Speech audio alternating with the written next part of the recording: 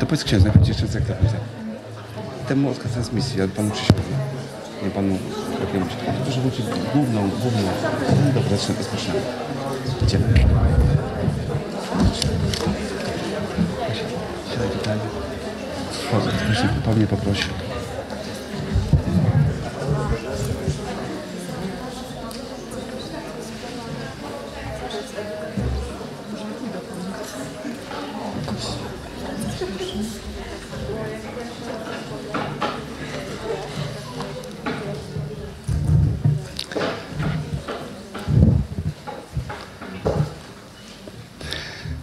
Ladies and gentlemen, it's my pleasure and my privilege to welcome you all to Krakow, to our university.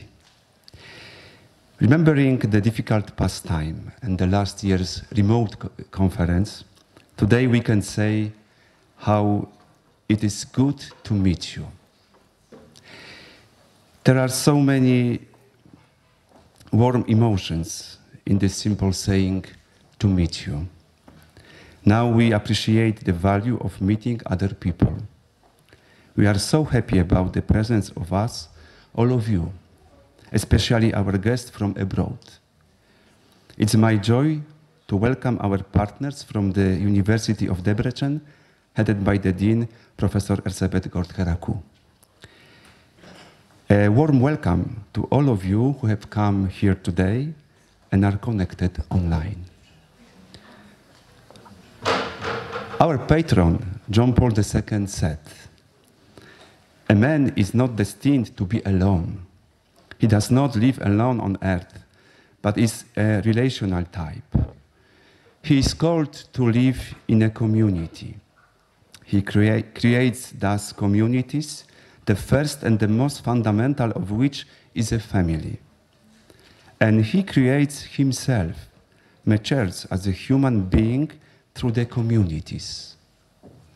Today, we are creating a community of people involved in various dimensions of education. We have adopted a family education dyad as a special goal of our scientific meeting. We believe that the family is still the primary environment for bringing up children and adolescents. There are 2 conference days and many interesting presentations ahead of us. We will focus on the importance of education in the family and on the place of the family in the educational system. We will present many aspects of this phenomena. One of them is education of ethnic minorities, which in the recent weeks has become so current in our country. We will listen carefully to the speeches, learn from each other, and look for the ways to solve numerous problems. Our dear students of pedagogy and other faculties will take part in our discussions. We are counting on your presence and involvement in the conference. Feel free to ask questions. Let our scientific conference become a community of exchange of thoughts and experiences. Let the atmosphere of our beautiful city enrich our talks. Dear all, after my short introduction, it's a time for the grand opening of our conference. With a great joy, we welcome the rector of our Pontifical University of John Paul II in Krakow, Father Professor Robert Tyrała, among us. Your Magnificence, thank you for your presence amongst us today.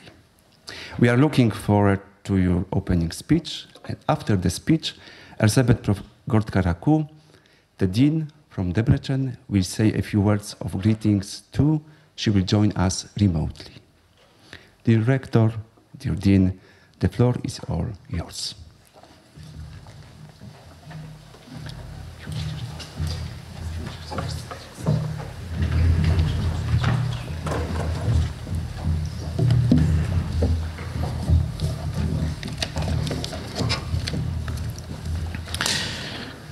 Ladies and gentlemen, dzień dobry, good morning, yo napot kiwanok.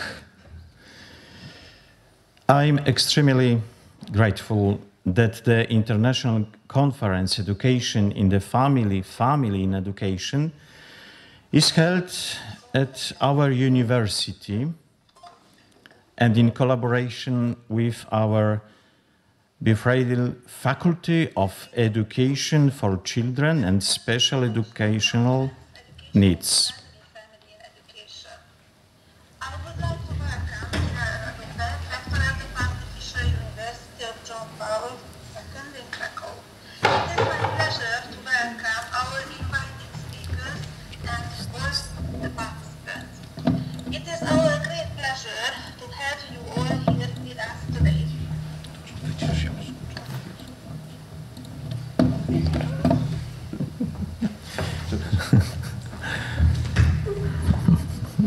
Zastanawiałem się, czy mówić po angielsku, czy po polsku, ponieważ tu ktoś już tłumaczył. Okay. I would like to thank most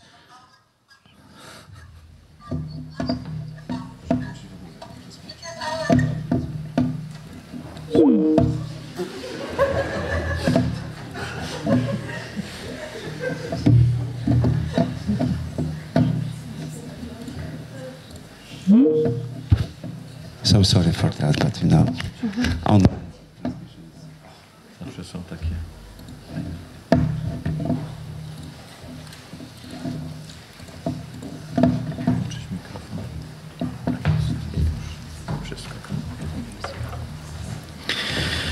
I would like to thank most previously for organizing this conference on the international level and with scientific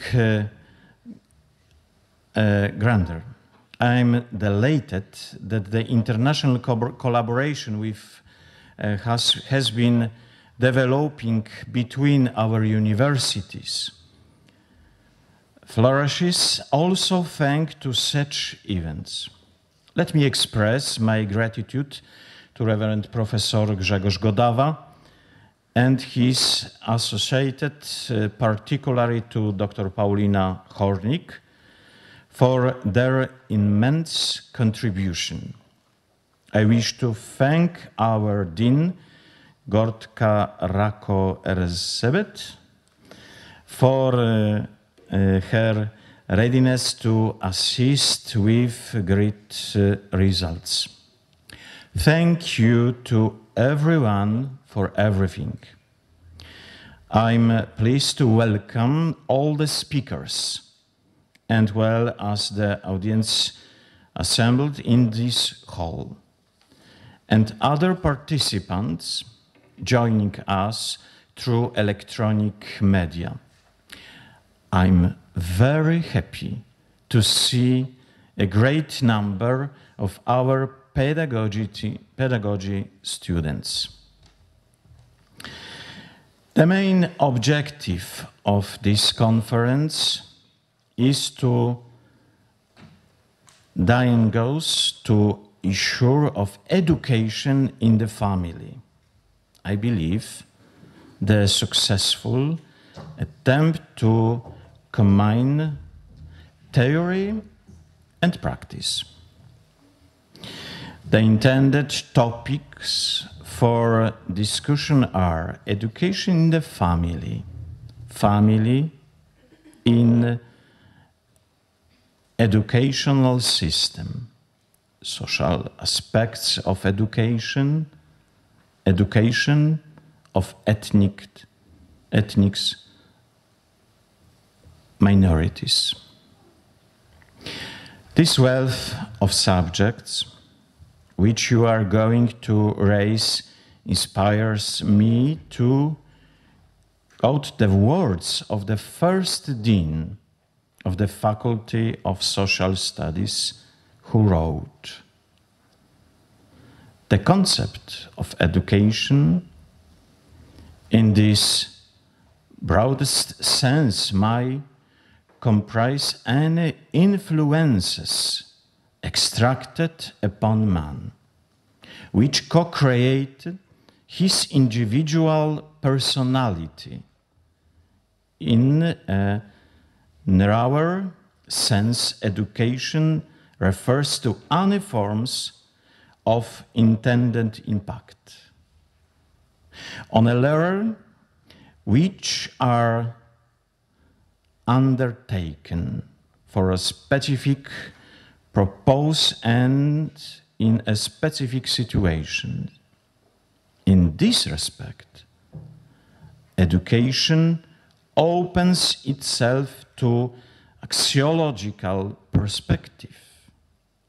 Thus, education cannot exist without valuing.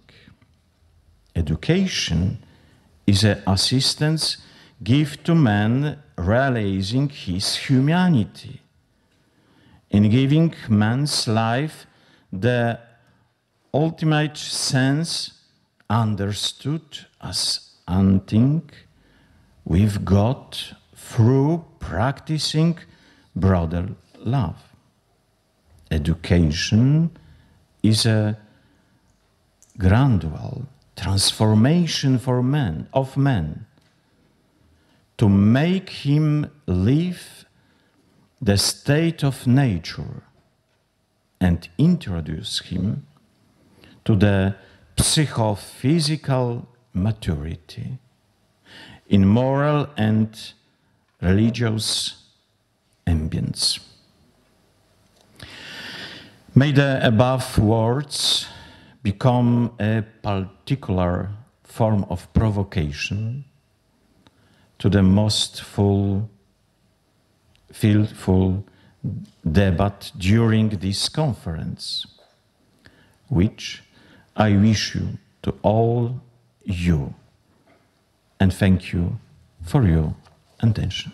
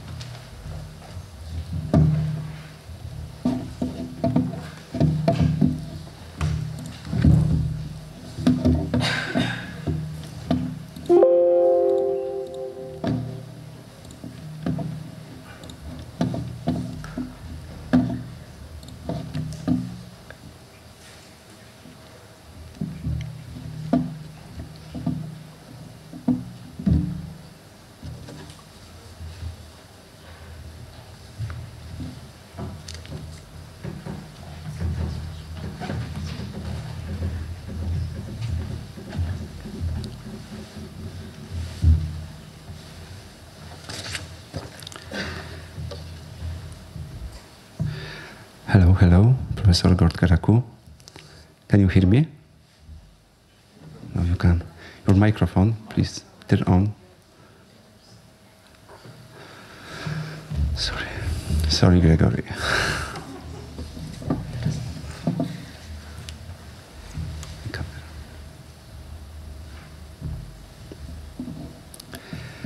Hello, hello. Dear Professor Erzsébet, can you hear me?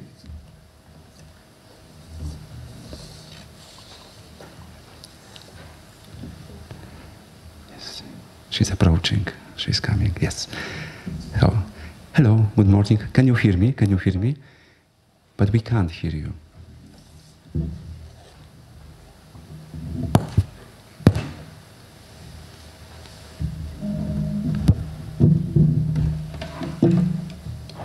And now, please try again. But please turn on your microphone.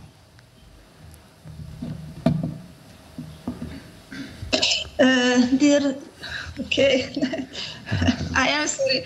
Dear ladies and gentlemen, welcome to the International Conference, Education in the Family and in Education.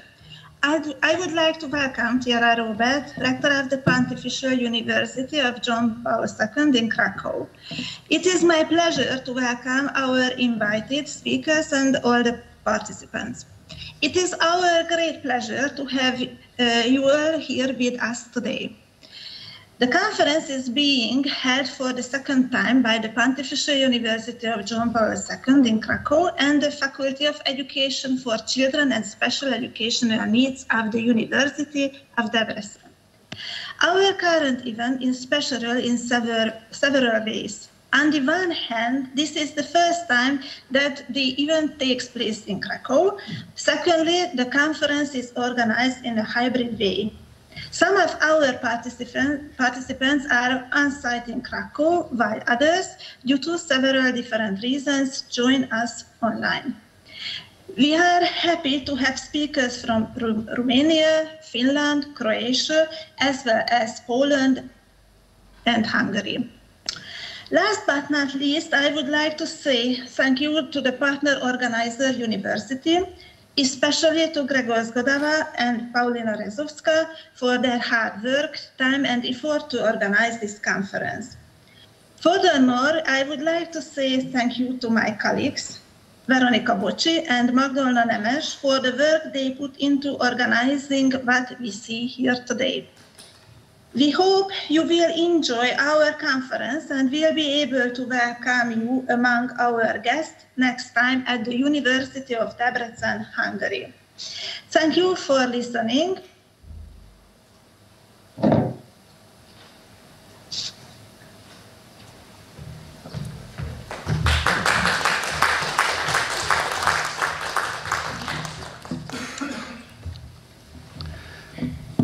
Director, dear Dean, thank you very much for your opening speeches. We kindly ask you to stay with us as long as you can. Thank you very much. We invite you to the main table. Oh no. Thank you very much. Our rector is very busy, as you know. So thank you very much for your coming. Ladies and gentlemen, before we start with our proceedings, let me introduce the team that organized and prepared our conference. Thank you very much for your On the side of our Hungarian partners, I would like to welcome and mention Bicho Gabor. He's not here, sorry for that. Boxy Veronika and Nemes Magdolna. Thank you very much. Thank you for your coming. And all team. On the side of our university, I would like to emphasize the commitment especially of Paulina Hornik, and Magdalena, and also Marcelina, Katarzyna, and a group of our great students. Please show yourselves. Paulina, Magdalena, our students. Show, stand up, please. Yes, bravo. Now you can see who is responsible if something goes wrong. Paulina and Magda. Dr. Katarzyna Salamon and Dr. Paulina Hornik, over to you now. Please give us a brief overview of the topics, sessions, and organizational issues. Thank you very much. Please. Paulina, zapraszam.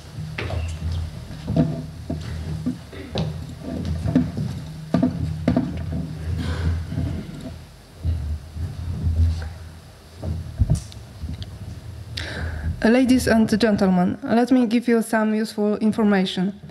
I kindly remind you to register for our conference. People who haven't already done so are asked to do it during the break between sessions. First and second year students of pedagogy don't need to be registered. We are also glad to have online participants. We would also like to thank our university television for transmitting the conference. We will be meeting in 2 rooms. Sessions number 1 and 3 will be held here in the main hall. Sessions number 2 and 4 will be held in the conference room. This room is located on the 1st floor. The number of seats in the conference room is limited. The coffee break is at 11:30. We invite everybody to the lobby, where it will be possible to eat and drink something special. I would like to inform you that our wonderful students have baked some cakes for the participants of our conference. The cakes are their own creations, and they want to present them during the coffee break. We thank them very much for this great job. At the same time, I would like to announce a competition for the best cake. So, next to the cakes, there will be an urn in which you can cast your vote with the number of the tastiest cake in your opinion. You can vote only once. The winners will receive prizes in the form of vouchers for a shopping mall.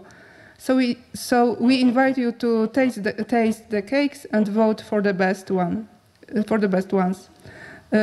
If you have any questions regarding organizational matters, feel free to ask me.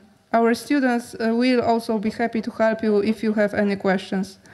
During the coffee break, we invite you to visit our modern library. The entrance is on the 1st floor. Lunch for speakers will be served after the last session at around 1:30 p.m. in the lobby. Thank you. Thank you very much. Thank you, Katarzyna. Okay. I would like to greet all of participants. Welcome to our beautiful town. The weather is great, so I hope all will enjoy not only our scientific program, but also just our beautiful town. And we have 2 days of interesting, well, I hope interesting sessions. Today we will have 4 sessions, and please notice that they go in parallel. So we have 2 sessions at the beginning, just after these speeches. And the first session will be about child development and will be led by Nemesh Magdolny. And parallelly, we have the other session, moral education, family tutoring, and religiosity. And that session will be led by Arkadiusz Krasicki. Then you are welcome for coffee and sweets break. And then we have 2 other sessions, and they also go parallelly. So that will be session about, actually mine session, so you are welcome to listen to our presentation. That will be session about the health, mental health, quality of life, and the role of family in it. And then we have the session about researches in higher education, and that session will be led by Weronika Boxy. And then we have mentioned social events, and tomorrow we will meet for other sessions, 2 other sessions, and that will be also important, interesting sessions about the special education. That session will be led by Anna Gagat-Matuła. And the last but not least session, that will be session about the minorities and the obstacles, disadvantages connected with minorities in educational system. The session led by Bicho Gabor. So again, I hope that all of you will find something inspiring, interesting in our scientific program and have a good time. Thank you very much. Thank you.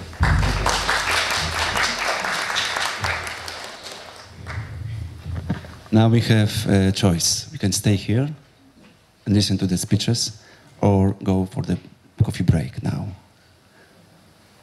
What? No, coffee break. Coffee break will be soon. But now we are inviting you for 2 sessions, as you can hear. The first session will be here, and another one will be on the first floor in the conference room. So now we have 5 minutes to move or to stay here. Thank you very much. Thank you.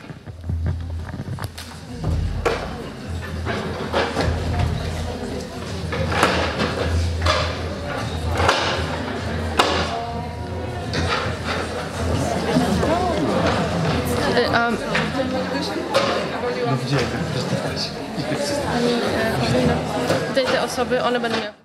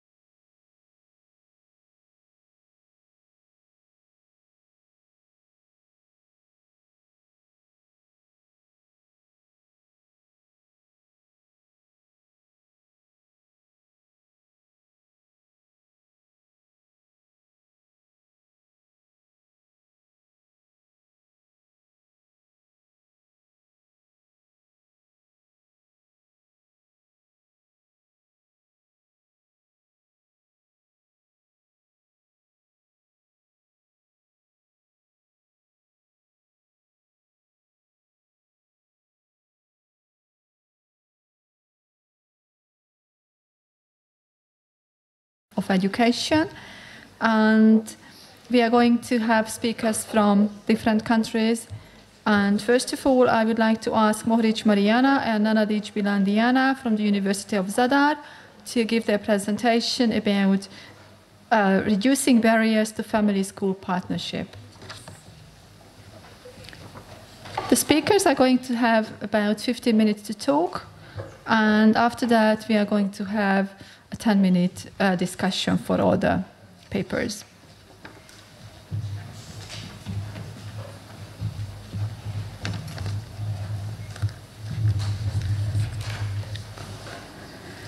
I cordially greet the organizers and all participants of the international conference.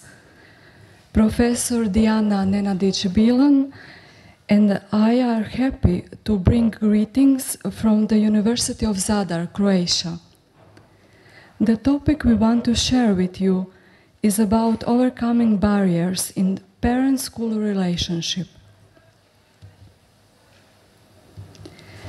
Parenthood and childhood are objectives of social change and of processes of social constructions. These include a series of rapid demographic and social changes affecting families in the first 2 decades of the 21st century.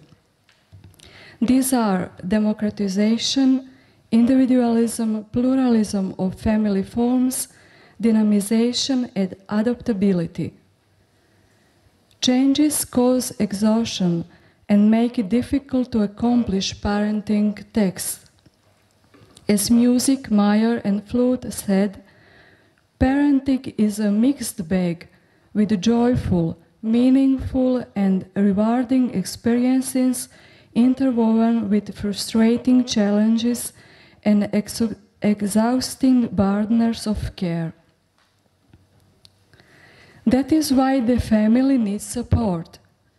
Family support is understood as one umbrella term, which includes community system of services and programs that promote the well-being of families and their children.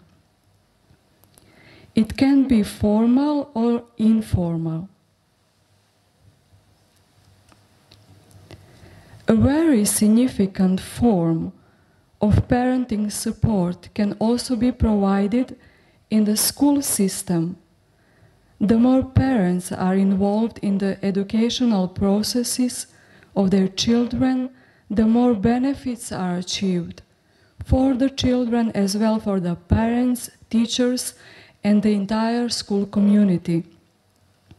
Here we want to highlight just some of these benefits. For children, motivation for better school achievement, consistency is performing obligation, better self-esteem and self-discipline, decency in behavior, easier overcoming of cultural and other differences, easier transition in a higher level of education. For parents, better communication with the children, decision-making skills, more knowledge of children development, better understanding of teacher's job, more motivated involvement in child's learning process, stronger ties and commitment to school, greater awareness of policies that affect the upbringing of children. For educators or teachers, experience of higher moral, greater respect received from parents, improved communication and relations, increase in job satisfaction. And for school, better reputation, better community support, higher quality programs. The realization of these benefits may, however, be diminished or completely prevented. Let's mention just a few barriers. First, attitudes, then logistics, system barriers, and lack of skills that regard parents or teachers.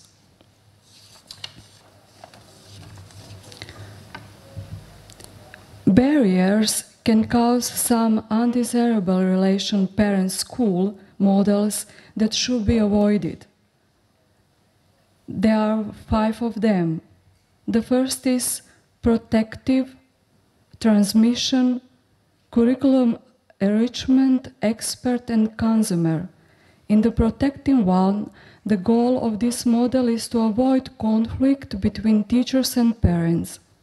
In transmission model, teachers see themselves as the primary source of expertise.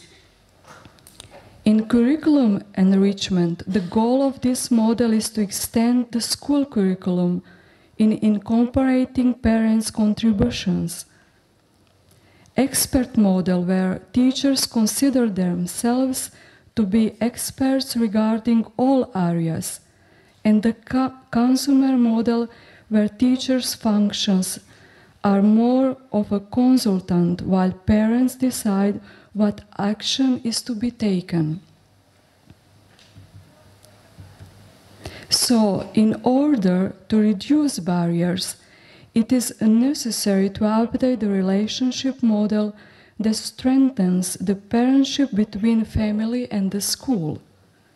The partnership as a more complex phenomenon that merely participation or involvement implies genuine and productive collaboration and coordination between parents and teachers.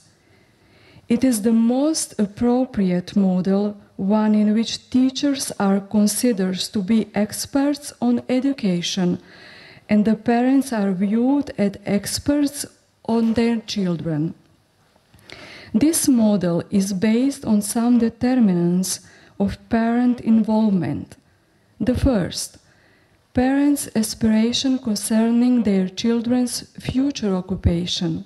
The second, parents' self-efficacy in rearing and educating their children.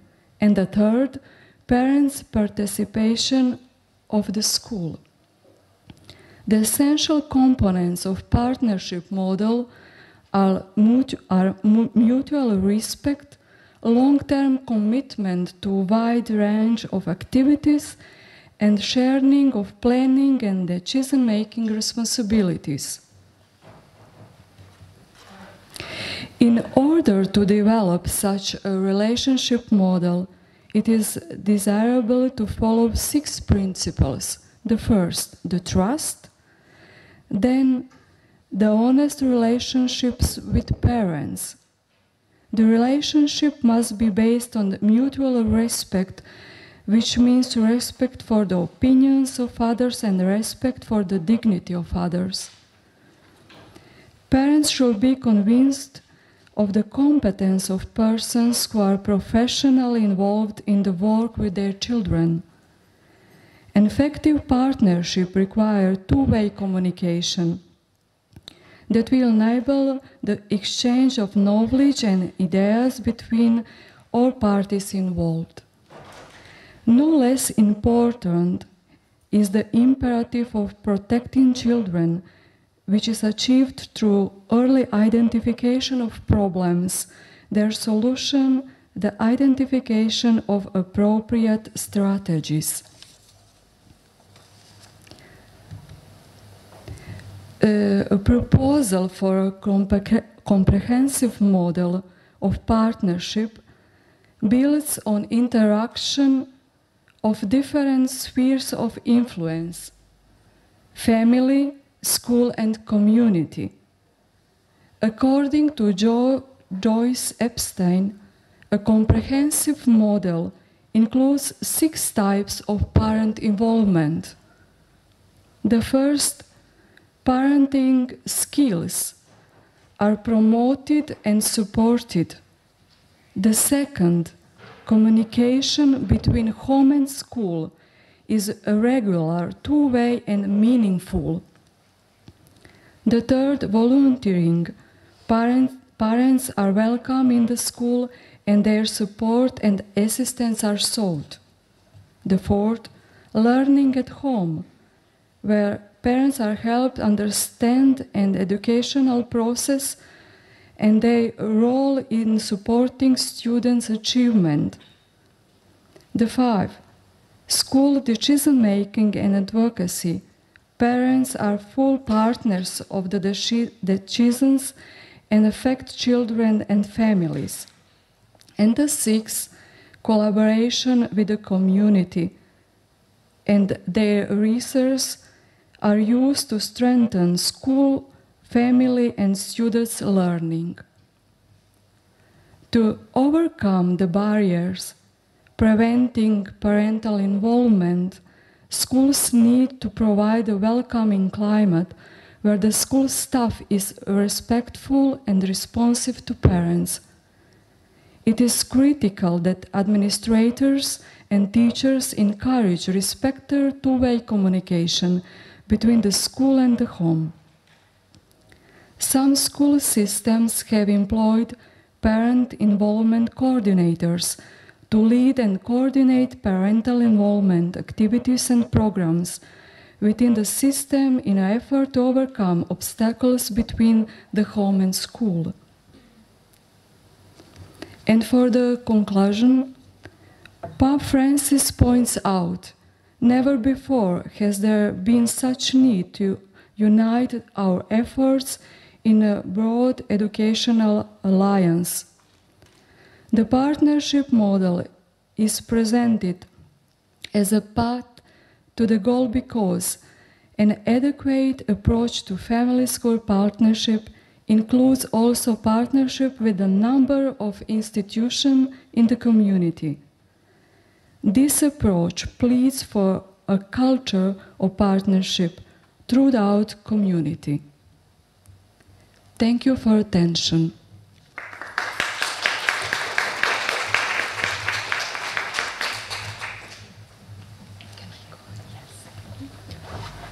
Thank you for the presentation.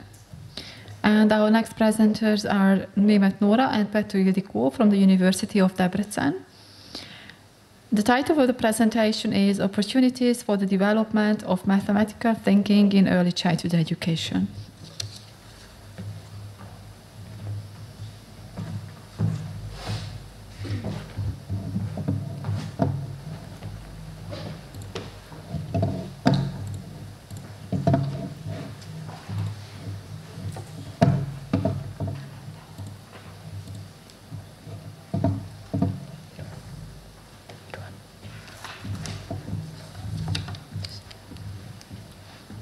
Yes.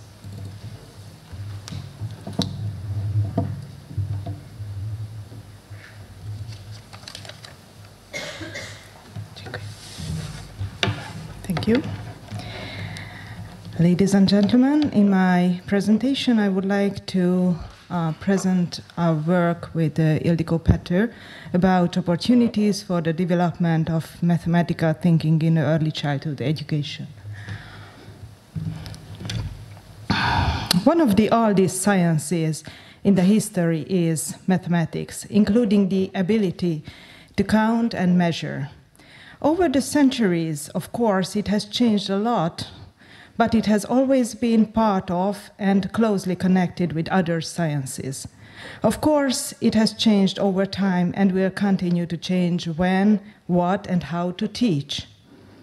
We have based our research on the view that mathematical thinking is a human activity that can be interpreted in a complex way in a social context, but it's also part of our daily lives. The kindergarten environment provides an excellent platform for the development of mathematical thinking in early childhood, as it provides an indirect opportunity to design and develop different areas in the background of diverse activities. Nowadays, the expectations for kindergartens is that bring preschool knowledge closer to school material and provide a sound basis for further understanding of the mathematical sciences. It's also very important to emphasize that the basis for gaining mathematical experience should be the study of nature and life. The approach to the development of mathematical thinking has changed a lot in Hungary in recent decades, mainly due to the National Basis Program of Kindergarten Education. The National Basic Program of Preschool Education includes the acquisition of mathematical experience in the form of an activity known as the active acquaintance with the outside world. This idea is a consequence of an important professional argument. This professional argument is nourishing by curious, open, active characteristics of preschool children, with which they feel a constant urge to discover, get to know, and influence their environment. As I have mentioned previously, mathematics is part of our everyday lives. We use our mathematical knowledge in almost every area in different situations. We do calculations, estimates. We can also just admire masterpieces created by nature or man, and maybe it doesn't even occur to us that all this has to do with math. According to the former line of reasoning, mathematics is everywhere in our lives and also in the lives of children. To find it, we need to know what and where to look. Kindergarten education is basically grouped into three major areas of activity. Comparison, foundation of number concept, gaining geometric experience. In our pilot research, we examined the pedagogical program in 20 kindergartens and interviewed preschool teachers about their practice. The aim of our study was to get an idea of the form and activities in which mathematical content appears in kindergarten education. In this presentation, we would like to present the results from the interviews. Preschool teachers mentioned several options for displaying math content. It's common for mathematical content to appear embedded in a game or as part of a developmental game. Of course, the elements of mathematical thinking also appear in the form of a specific mathematical game, in a fixed or free game, in playing time, or in other activities. Life situations, activities during a conversation round, or math content may occur as a problem to solve. Based on the research, we can say that the mathematical contents were most often embedded in a game or related to an activity or related to a problem that they had to solve. In our presentation, we are giving a short overview of the main mathematical fields we found in kindergarten education. Let's start with the comparison. The essence of this form of activity is for children to notice differences or similarities in quantity and quality between objects and persons. They experience it first with their senses and then be able to compare it in visual images. Comparisons of objects and persons can be made spontaneously and purposefully. Comparison is an important element in the development of concepts and cognitive functions. Persons and objects have many descriptive features. In comparisons based on differences and identities, experiences, and perceptions slowly arrange and form a concept. This is how mathematical concepts are formed. Let me introduce a short quote from one of the interviews that shows that practical experiences children get through the comparison.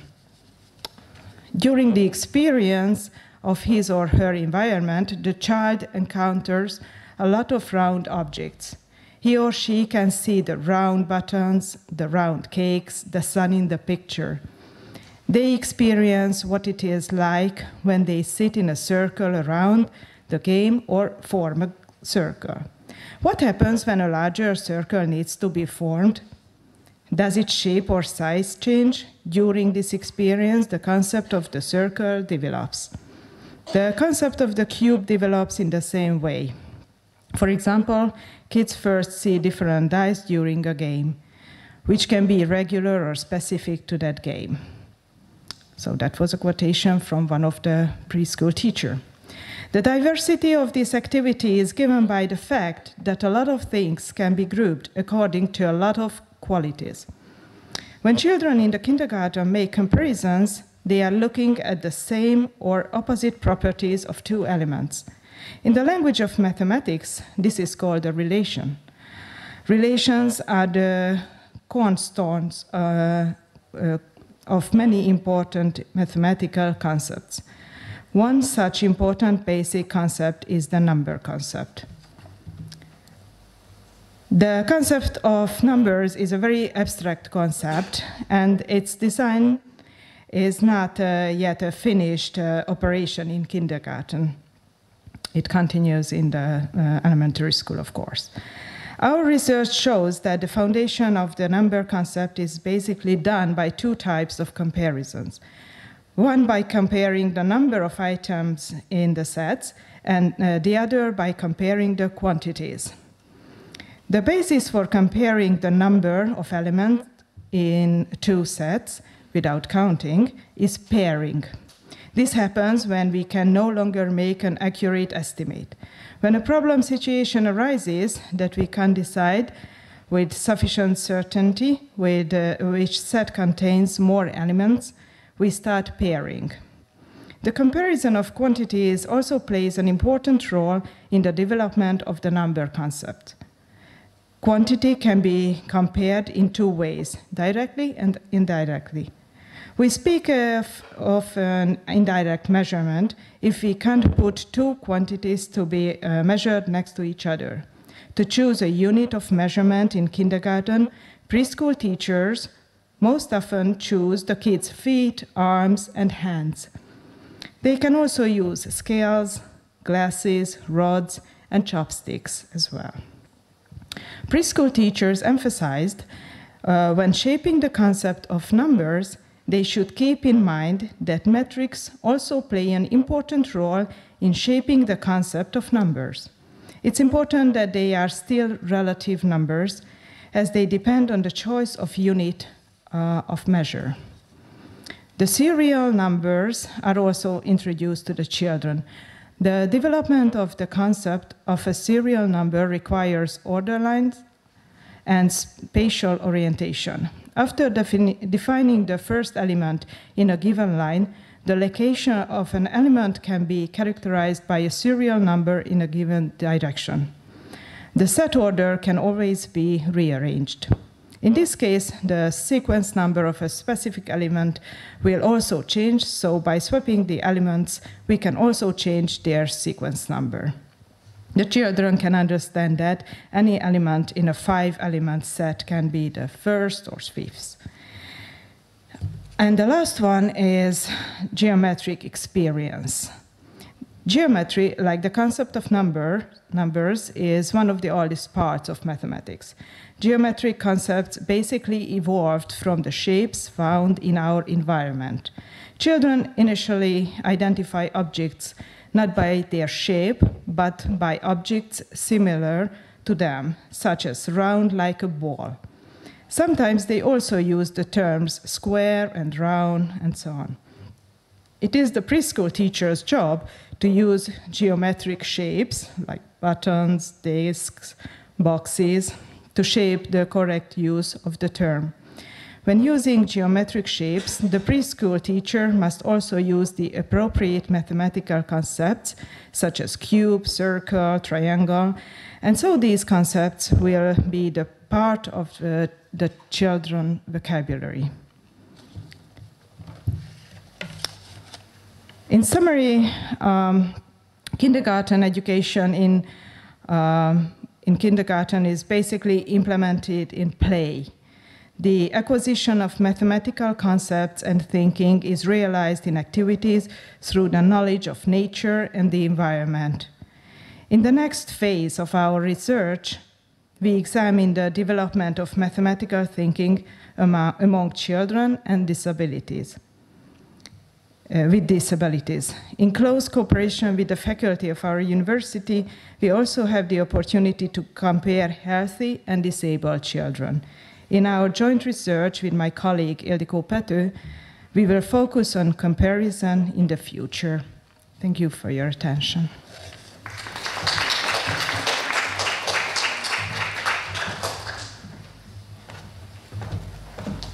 Thank you for the presentation. And our next speakers are Kovács Stanislav and Yannick Jakub from the Pedagogical University of Krakow. The title of the presentation is Family Tutoring, Practical Implementation of the Joint Responsibility in the Process of Child Development.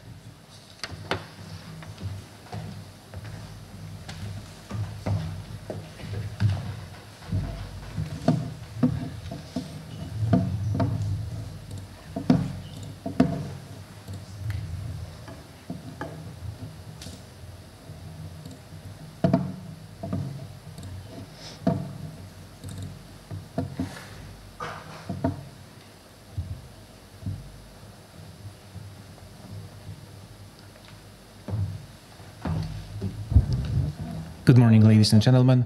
My name is Jakub Janik, and I will deliver a speech about family tutoring, especially in regards to child development and in regards to development of self-confidence of a child.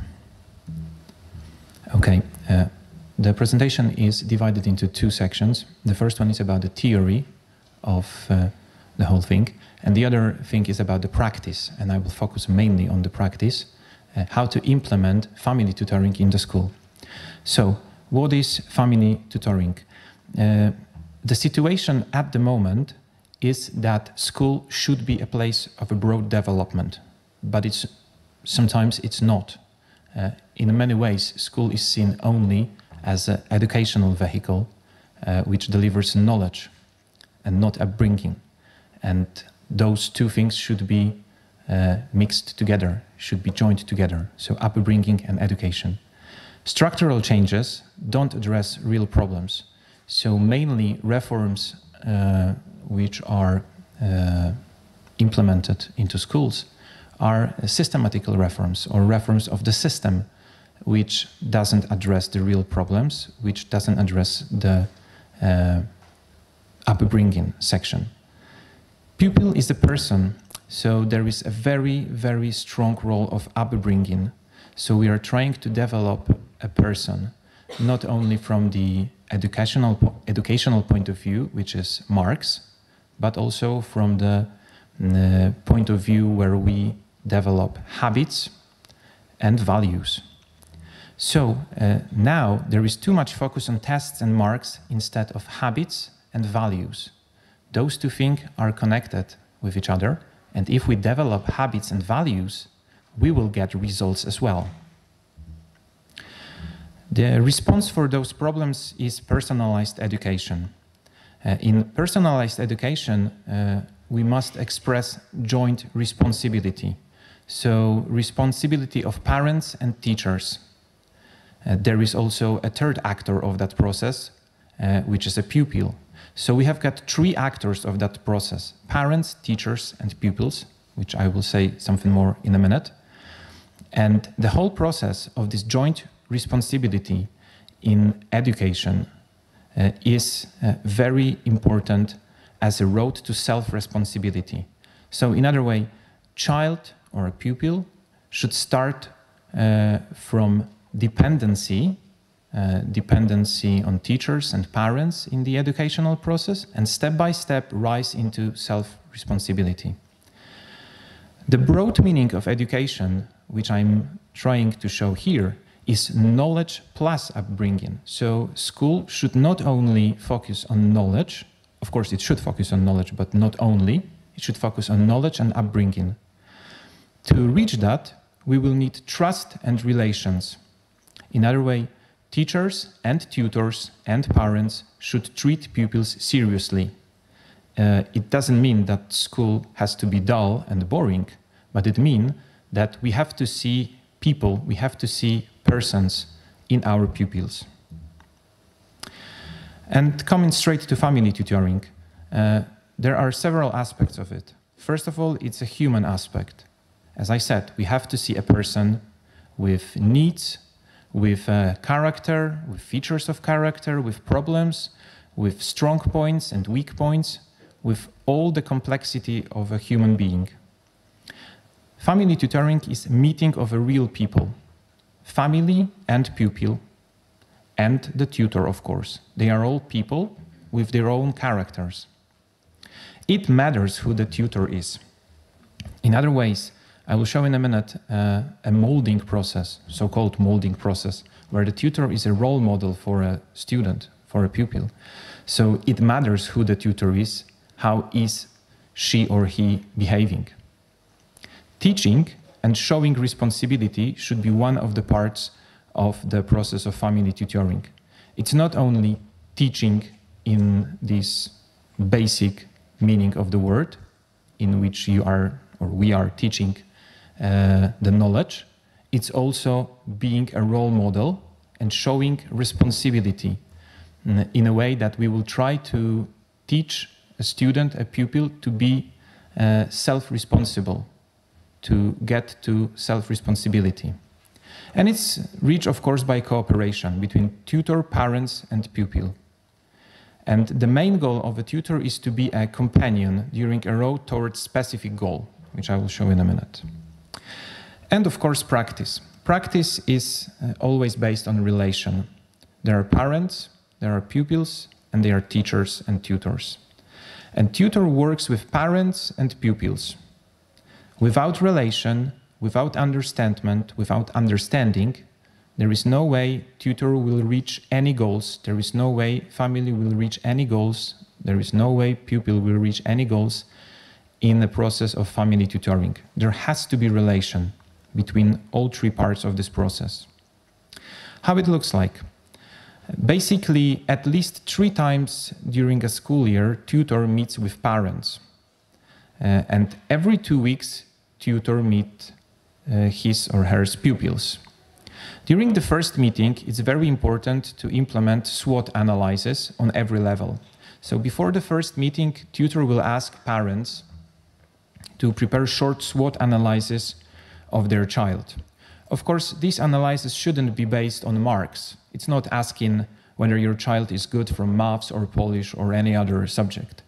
It's a SWOT analysis of behavior, of strong and weak features of character. For example, the child is lazy. I mean, lazy in a way that cannot work properly. Or, on the other hand, the child has got fantastic memory. That kind of SWOT analysis. So parents are prepared with this kind of SWOT analysis. Tutor is preparing SWOT analysis as well. He or she knows a pupil from school, from previous years, so knows about the behaviors. And of course, even on a primary school level, pupil is asked to do a SWOT analysis on his or on her own as well. Of course, it will be done in maybe a little bit naive way, but it's very important to show the pupil that he is an active actor of this process as well, that he or she can participate. And you would be surprised how very well prepared for such a conversation are students, are pupils. The SWOT analysis on their own is very strong. They know exactly what they are good in or what they are weak in terms not of the subjects, but in terms of some behaviors and habits. And that's very important because we see them as a person, of course. So he has something to say or she has something to say in that process. And then during this first meeting, we will try to reach some goals, to establish some goals towards which we will try to get. So those goals should be twofold, long and short term. So for instance, if we know that the child cannot work properly in a way that don't know how to organize his or her work, the short-term goal may be, for instance, try to be prepared for lessons every day. And the long-term goal would be prepared and to know how to be prepared. In other way, it's not mom or dad or tutor saying or telling the children how to prepare for lessons, or in general to prepare for lessons, but it's the child who knows that and works on his own. And to reach that, we have a personal plan. So as many students, as many personal plans. And the family tutoring is about development. And what we develop virtues, and on those virtues we based habits, daily habits, based on personal development program. Very important in this process is cohesion. So as a tutor, I have to be a role model. That's why I put the word molding in the presentation, so-called molding, modeling, molding. A tutor is a role model because, as we know, we can say something 1,000 times, but if we do something opposite, the child will not listen or will not follow. It's always better to do what we say. That's obvious. And I have cropped out one of the virtues and one of the habits here. It's in Polish, but I will translate. It's a virtue of October, and it's diligence, and 4 weeks, and we have got 4 habits with which we would like to work. So being always on time, that's the first week, to learn properly, to have some effects of your learning, a planned learning, that's the 3rd week, and I work properly. It's called praca dobrze wykonana, well done job, basically. We can translate that way. And basic, that's the base. And basic on this, we can develop personal development program, knowing after this SWOT analysis, strong and weak aspects of our pupil behavior. The tools which are very supportive in this process are, of course, some notes and informations after the meetings with parents, because, as I said, the cohesion is a key word. I, as a tutor, has to be cohesive. I have to do what I say, but also I have to reach an agreement with parents. The system has to be cohesive as well. If we require from a child, let's say, this month, that we work on diligence, it has to be the same at home. So everything should be in cooperation with parents. Of course, those goals are reached in cooperation with parents and with pupil. So we got some notes. Students or pupils, they got personal planner, so they can plan their actions, they know what to do. There are always staff meetings in schools, so we can discuss students' behaviors in regard to the goals, individual goals, which are given to the students. There is always Librus, which is the internet register, as a way of exchange information. Of course, there are extra meetings with parents, if needed. As I said, at least 3 times a year, but it could be more. And, as I said, the personal development program, which I discussed earlier. And to finish, I have 4 practical cases from my practice, which I would like to stress out. So, for instance, case A, where the problem was laziness, and parents and tutor, they were discussing, and during the discussion, it came out that parents don't understand what is the difference between consequences and penalties. And that was a problem in the process of family tutoring. After the discussion, tutor and family reached an agreement that family should implement consequences, not penalties. For instance, if a child is losing time, not doing homework, for instance, the consequence should be that the homework should be done during the other time, during the other day. That's a good consequence. So consequences, not penalties. Lack of planning. There was another issue with another family. A helicopter parent wanted to help child in every aspect of a school activities. So they were planning his activities. They were even trying to do a homework instead of a child. So help, not control. So they were trying to control every single activity, and the child couldn't reach self-efficiency, couldn't work on his own. And after a meeting with tutor, the issue came out, and tutor help them to understand that help is good, remembering is good, but to control every single activity instead of a child even doing thing instead of a child is not good. Another issue was case C, which was bad cooperation. So parents weren't cohesive. Mom wanted something different and dad wanted something different. The issue was a mobile phone issue. So dad wanted to have a full access of a child to the mobile phone. Mom didn't want it, and tutor helped them to solve that problem.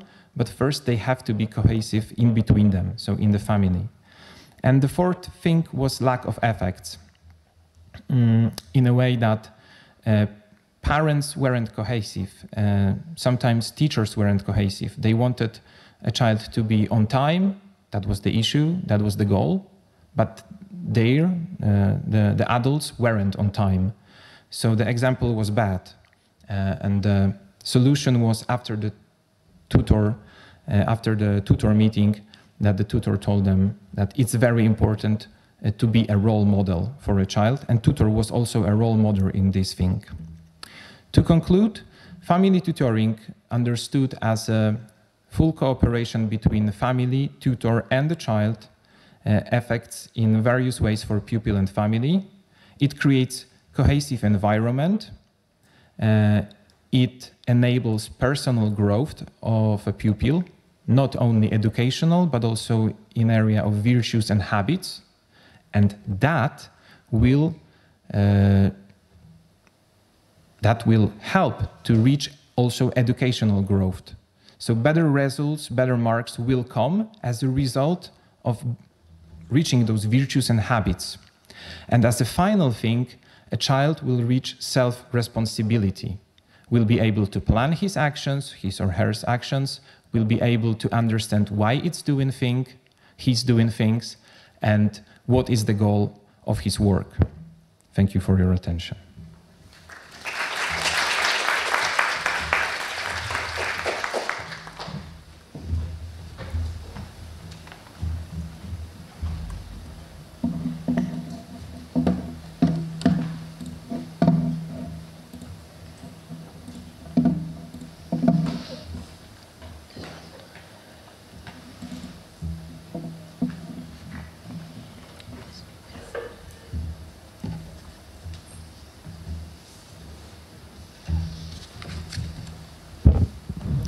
Thank you very much for the very interesting presentation.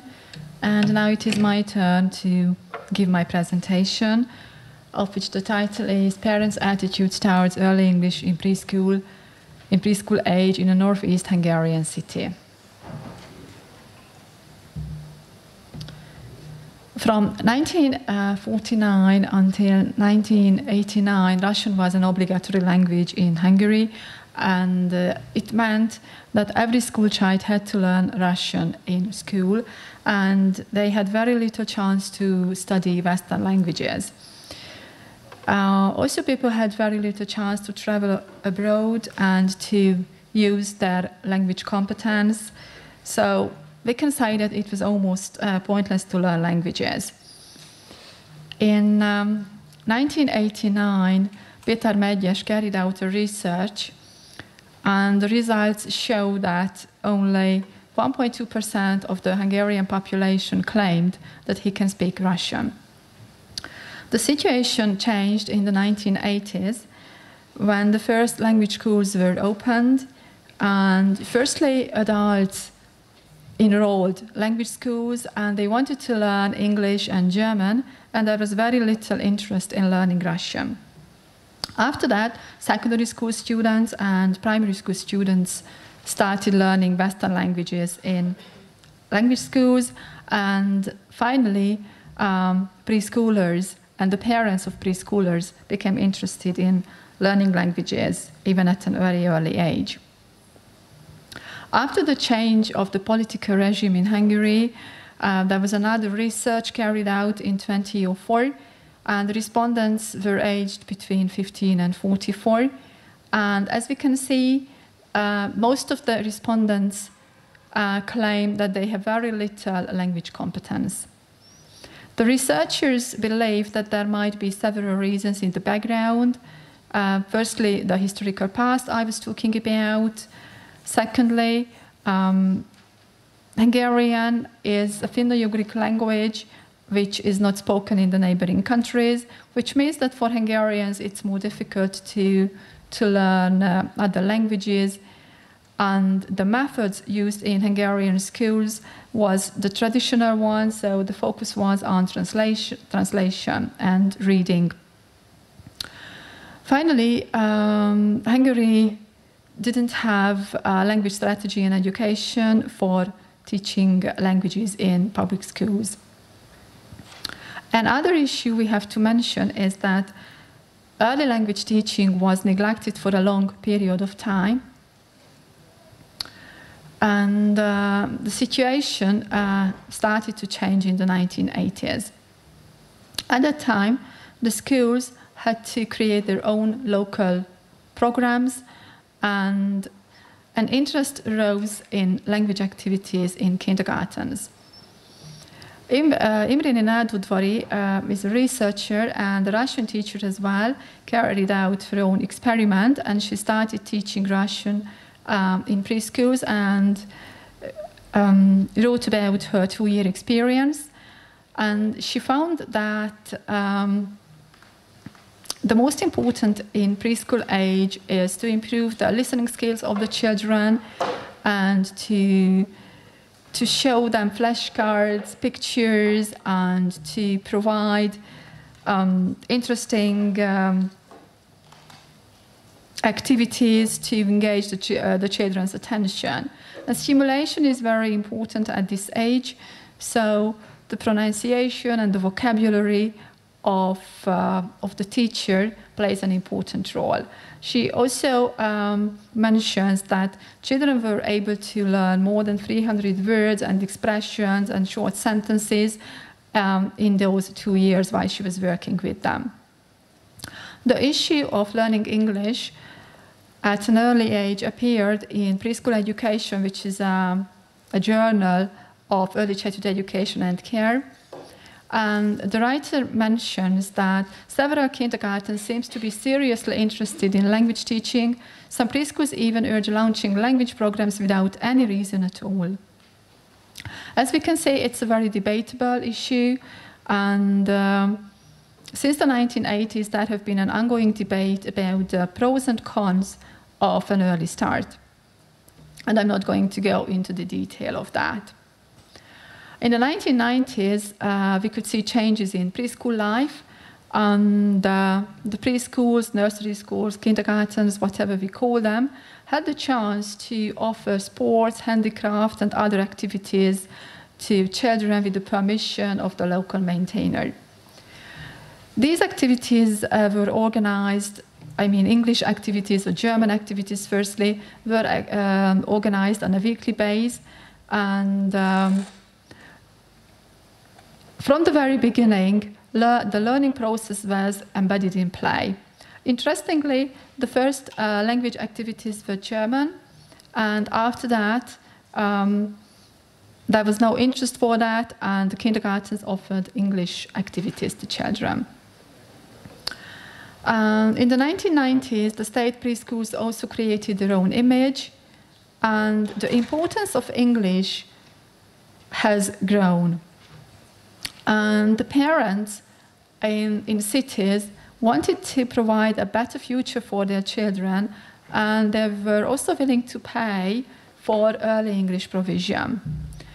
And researchers take it or look at this phenomenon, and they say that this is called parentocracy, which means that it was simply impossible to resist the power of the parents, as the parents contacted the managers of the kindergartens, asking them to organize, to offer English activities to children.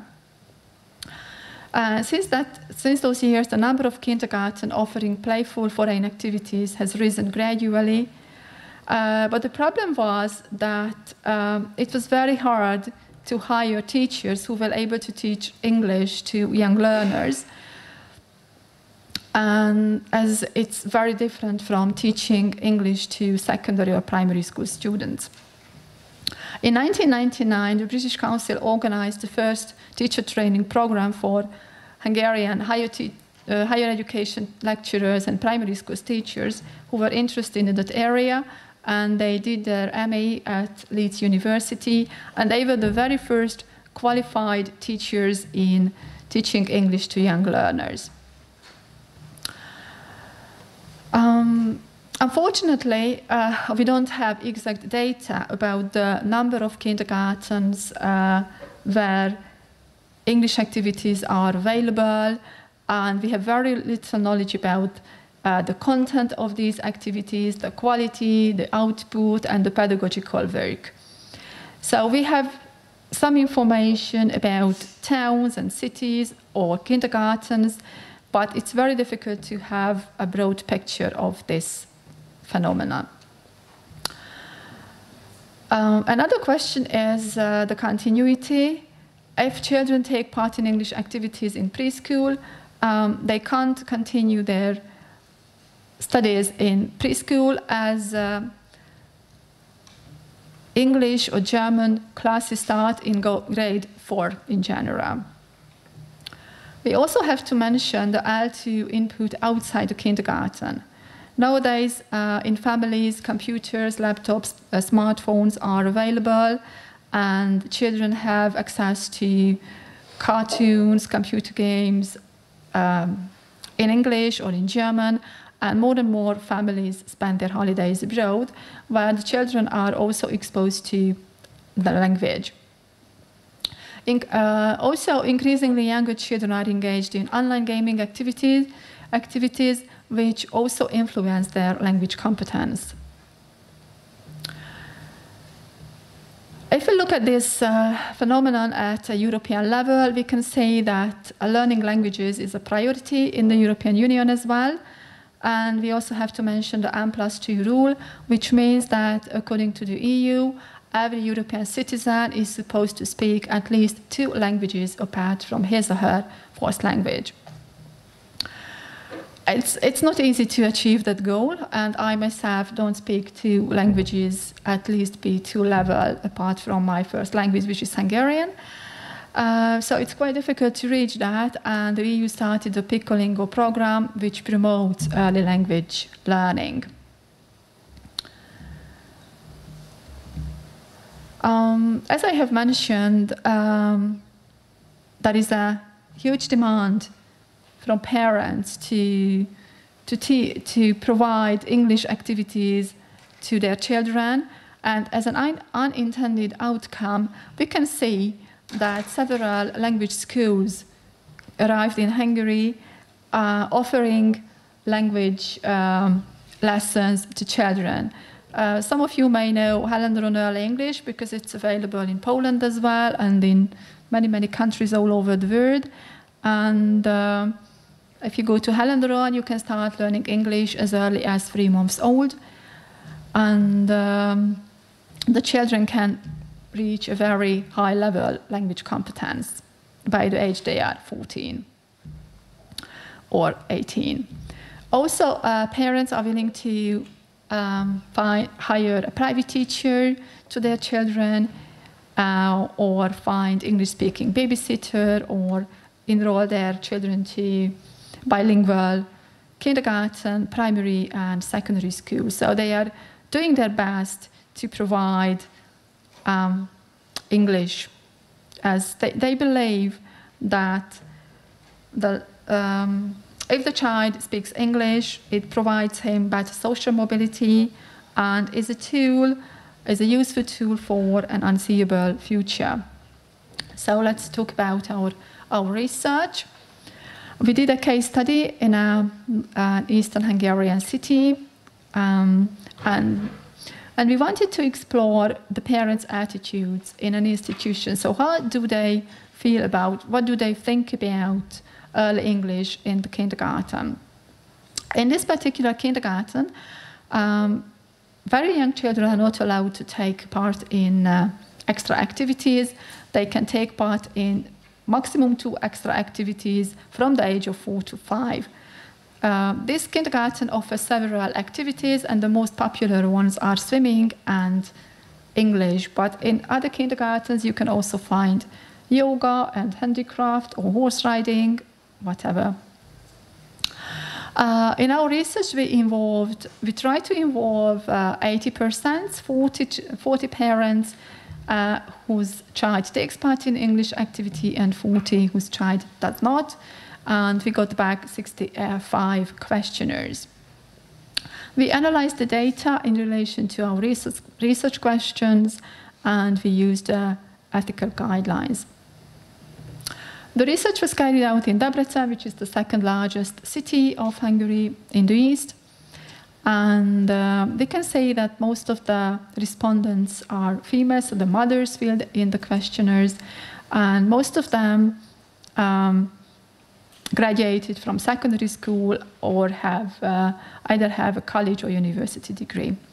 The number of kindergartens offering English activities to preschoolers has been on the rise. In 2013, 50%, and in 2020, 60% of them offered English activity to children. As I have mentioned, this is very attractive to the parents. If we take a look at the age of the parents, we can see that most parents are between the age of 30 and 40, which reflects the tendency in the society. As for the age of the children, most children are age 6 and 5. As I mentioned, very young children can't take part in this activity in that given kindergarten. We wanted to know whether the provision of early English is a crucial point for the parents or not. And interestingly, we had to realize that it was not an important factor when choosing the kindergarten. The parents said that the location of the kindergarten is more important, or its reputation, or the previous experience they had in the past with their other children. Another important factor was the kindergarten teacher, his personality. Those who mentioned that it was an important factor said that it's important that a child become familiar with the English language at an early age, and it is easier to learn a language when you are a child. We also asked the parents which languages they find important to learn, and most of the respondents said that it's English and German, and other languages also appeared: Italian, French, Russian, and Spanish. We wanted to have some information about the language competence of the parents, and we can say that a significant amount of the parents passed GCSE exam, which means that they have a knowledge at least at B1 level or B2 or C1 level even. And it's interesting because 26 parents replied that they do not speak languages. It seems to be a contradiction, but I think some of us can say that, yes, I learned English and I even passed my GCSE exam, but I don't speak the language. So I was able to fill in a test and pass an exam some years ago, but 10 years after my school leaving exam, I can't speak the language. Why does your child take part in an English activity? We asked the parents. And the most common answers was that it's because we would like to work abroad, and it's going to be an advantage for the child. So if you learn English as a child, it will be easier when you go to school, and the earlier the better. Why doesn't your child take part in an English activity? And those parents replied that play is more important in preschool age. And very common answers also appeared among the answers. For example, it's too demanding, it's too hard for a child, and what they learn in preschool, they forget it very easily. And it's more important to learn the first language first, and the child can learn a second language or a third language later on. We were wondering whether there is a correlation between the parents' language competence and enrolling the children in English activities in preschools, but we didn't see this correlation. We also wanted to know what is the ideal age to start learning a second language. As I have mentioned, in Helen you can start learning languages at the age of 3 months. So we wanted to know what these parents think. And those parents whose children do not take part in English activity in the preschool believe that the ideal age to start learning a second language is between the age 6 and 9, so the first years of primary school. But those who enroll their child in the activities, of course, believe that the preschool age is at the best. Interestingly, 13 parents answered that age is irrelevant in terms of learning a second language.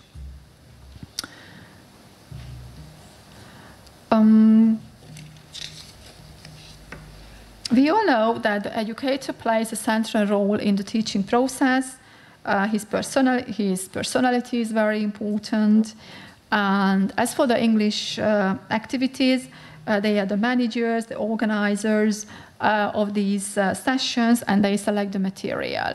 So we asked the parents who can teach English to children in a preschool. And most of the respondents said that English-speaking early childhood educator. And as I mentioned in the beginning, it was very, very hard to find English-speaking kindergarten teachers.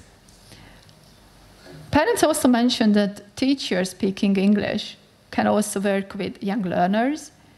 And 14 respondents said that anyone who speaks the language can teach the language. So it means that you don't need any professional background to be able to teach English to young learners, because you generally play with them.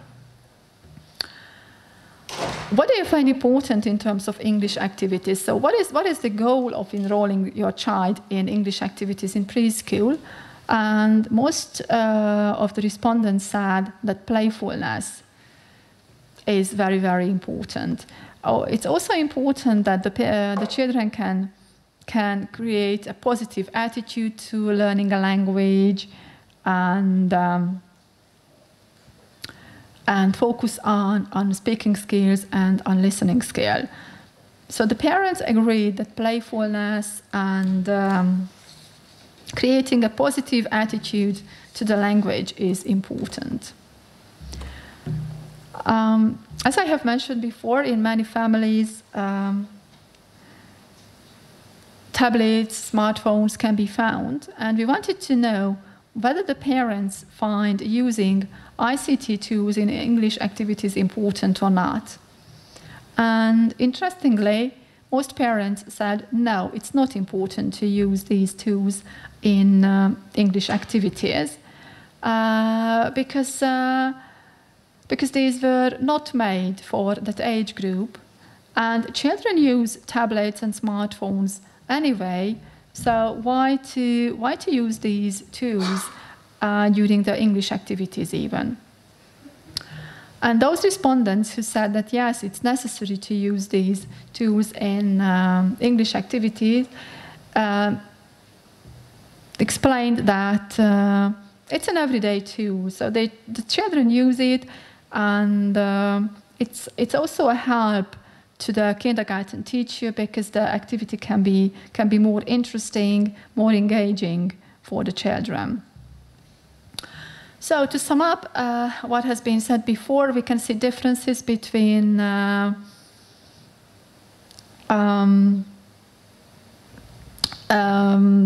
so we can see some differences between the beginning and what you can see nowadays. Nowadays, people learn languages because they would like to live abroad, and there are more and more international marriages. It's easier to travel, study abroad, communicate, and it's there is a chance to use language skills outside the classroom. English also is a lingua franca, a world language, the language of the internet, media, international communication, music, and so there is a point of learning languages. According to our research, most parents who speak English don't send their children to take part in English activities. So our first hypothesis hasn't been proven. And there are other researches which show that there are not very simple connections between the age of the parents, the qualification of the parents, and the language competence of the parents. And it tells us that more research is needed to see this picture, to have a clear picture of this question. Playfulness has always been very important in preschool, and to create a positive attitude, to be more open-minded in the future. And as I have mentioned, most parents do not find ICT important in an English activity. And yeah, there are many pros and cons of early English, but it could be a topic of another presentation. And thank you for your kind attention.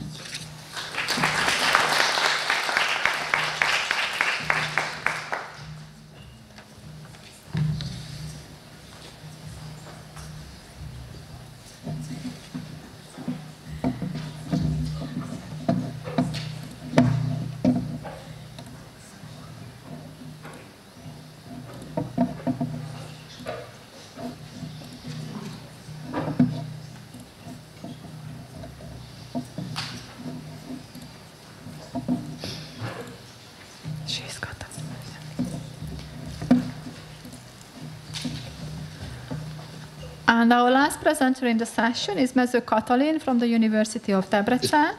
And the title of her presentation is Opportunities for Collaboration Between Families and Talent Organizations for Developing the Creativity of Sports Talent.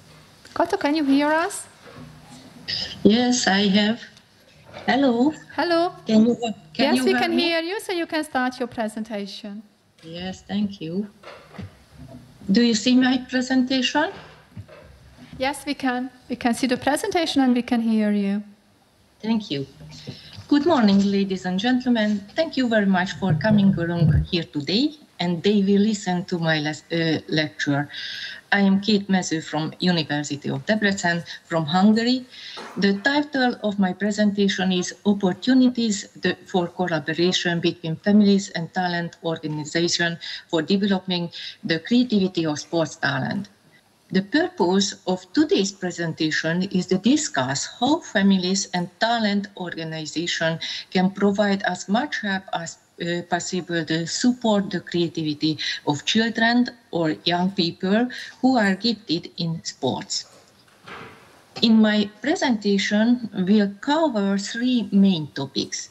First, the importance of the relationship between sports and creativity in talent development. Second, frequency of refers the creativity and body kinesthetic talent area in the talent points database. And last but not least, we discuss that can sports or sport performance be developed through creativity. Let's start with the question, what is the creativity? The standard definition is bipartite. Creativity requires both originality and effectiveness. It is often labeled novelty, novel, or unique. If it is not original or not creative.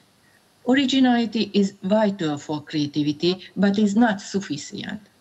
Ideas and products that are merely original made very well by useless. So again, originality is not alone sufficient for creativity. Original things must be effective to be creative. Like originality, effectiveness takes various forms. It may take the forms of usefulness, fit, or appropriateness. The standard creativity definition was used. Originality is vital, but must be balanced with fit and appropriateness. Effectiveness may take the form of value. Creativity is a component that often appears in modern talent concepts, usually necessary but not sufficient in itself. For example, the three-ring conception of giftedness by Renzulli or Cesar concepts, for which act and national public education also makes a reference when described outstanding talents in its definition. However, the use of creativity as a talent component and consequently as a talent criterion excludes those in areas of talent that require relatively less creativity. Such area of talents is sports. The talent theory question, which also affect the practice and talent diagnosis and care, is what role does creativity play in sports and why is it important? Or according to a more specific, a common point in the application form supporting talent development is to show how talent is identified and selected for the program, including in terms of creativity. The answer may not only affect coaches in general, athletes and their families, as well as sport fans, but also the National Federation of Sport Association in Hungary. In addition, this issue may be relevant for the majority of the member organizations of network of 1,469 talent points coordinated by the Association of Hungarian Talent Support Organization. This is a Moteheads. Therefore, we examined how important is for talent organization the develop creativity in sports. In Hungary, 846 talent points, this is a 57 for 59% of the talent points, offer services in the field of physical kinesthetic talent that can be considered relevant in the field of sports. That is more than half of the talent points touch on a topic that focuses in the relationship between the creativity and sports. Using the first 5 letters of the words creativity and creative in the network of talent points, there were 548 talent points to about 4% in the talent database.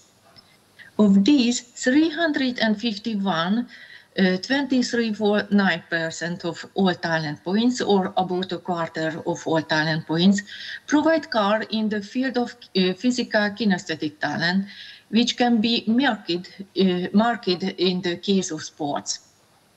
As shown in the figure, however, this also means that in the case of 495 out of 846 talent points providing in the field of physical kinesthetic talent, the term referring to creative does not appear in the register containing the date expressed by the talent points. That is more than half of the 846 talent points offering talent supports in the physical kinesthetic fields do not even mention creativity in their self-characterization. Unfortunately, it is not possible to determine whether this is due to a deliberate statement that, according to the date provides of the talent points, creativity is irrelevant from the aspects of helping talented in the physical kinesthetic field. The next figure illustrates how the provision of 351 talent points, which also support sport talent and pay attention to creativity, at least at the level of mention, is distributed among the age groups. It can be seen that from primary school onwards, that number of talent points that take care of creativity, at least at the level of mention, and provide care in the field of physical kinesthetic talent decreases. So the question is, can sports or sport performance be developed through creativity? In the case of sports, the answer is resounding yes. At the same time, it is worth distinguish between creativity in sports and creativity about sports. Creativity during sports often take place in a moment of time, ignoring long and logical thinking, and is usually the result of some new, novel movement. Except if a new movement is based on longer or shorter development, trying, even thinking. In contrast, sport-related creativity can result in many varied, tangible or intangible creative products. This feature shows a bunch of all this from measurements, as well as the main categories of sport-focused creative products, which can be useful in diagnosis, flexibility in sports, among other things. Sport performances can be directly and indirectly affected by creativity. We can talk about a direct effect if we manage to develop a new movement, a series of movements, for example, which can drastically increase our sports performance. Sport performance can also be indirectly affected by creativity if it aims to change the condition associated with the sports, for example, rules, venues, clothes, protective gear, while not changing the athlete's performance. In summary, the following can be said by experience from everyday conservation seems to suggest to many people have doubts about whether creativity has any significance in nourishing sport talent. It seems that yes, there is. In at least two forms. On the other hand, creativity can be diagnosed and developed through sports, if we including appropriate exercise in training. On the other hand, creativity can have an impact on sports, the production of talent, sport-related material and immaterial products that can have an impact on given sports. In Hungary, more than half of 846 talent points offering talent supports in the physical kinesthetic field do not even mention creativity in their self-characterization. In institutions, they pay attention to creativity, at least at the level of mention. It can be observed that the number of organizations that emphasizes the development of creativity decreases from primary school onwards. The development of creativity seems to be given less emphasis in organizations that provide children and students with outstanding skills in the field of sports. So it was drawing attention to the fact that the more emphasis should be placed on this, for example, in the family. The family needs to work with talent organization. Opportunities must be sought to help bring originality and effectiveness to the surface. Families need to be prepared to recognize and support their children's talent and creativity, because often the future of a talented child depends on the family, regardless of whether his or her outstanding ability appears in sports or anything else. That's all I wanted to say on this topic, so I will finish now. Thank you for your time and attention. If you have any question for me, please send me an email. Thank you very much.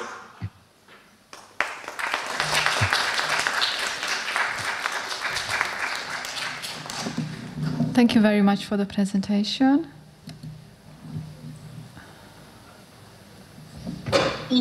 To be prepared, recognize and support their children's talent and creativity, because often the future of a talented child depends on the family, regardless of whether his or her outstanding ability appears in sports or anything else.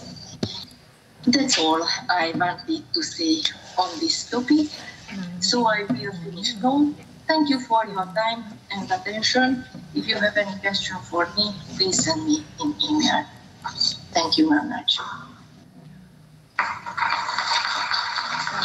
For some reason, we didn't see the presentation, so let's see the... Thank you very much for the presentation.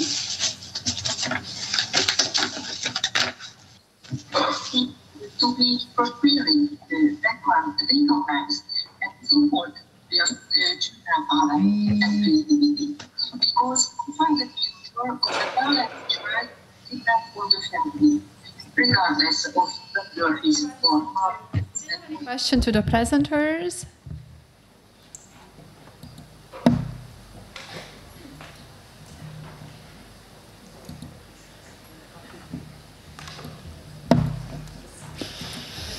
Yes. Yeah. So this is the summary.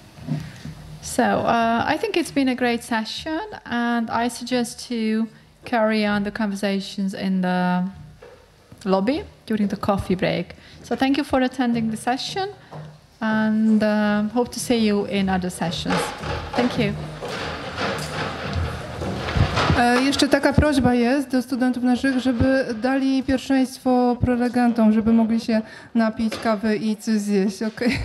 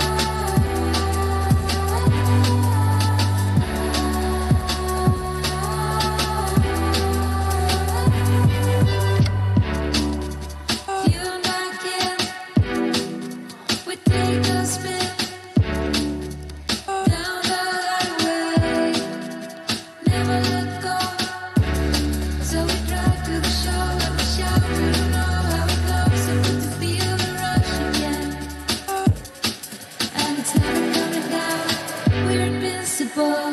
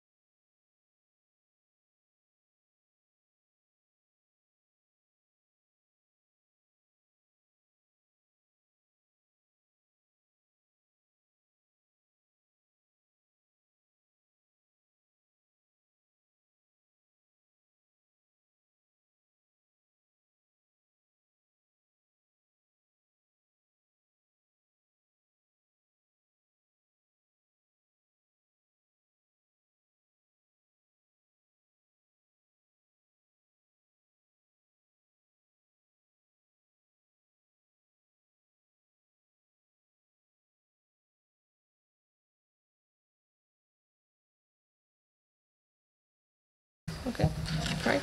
Okay. Ladies and gentlemen, welcome. At first, sorry for the technical problems. And I would like to introduce myself. My name is Bocsi Veronika, and I come from the University of Debrecen, and I will lead this section today.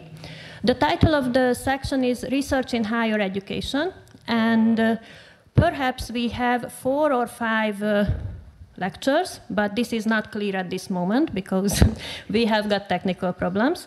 And my suggestion is the following.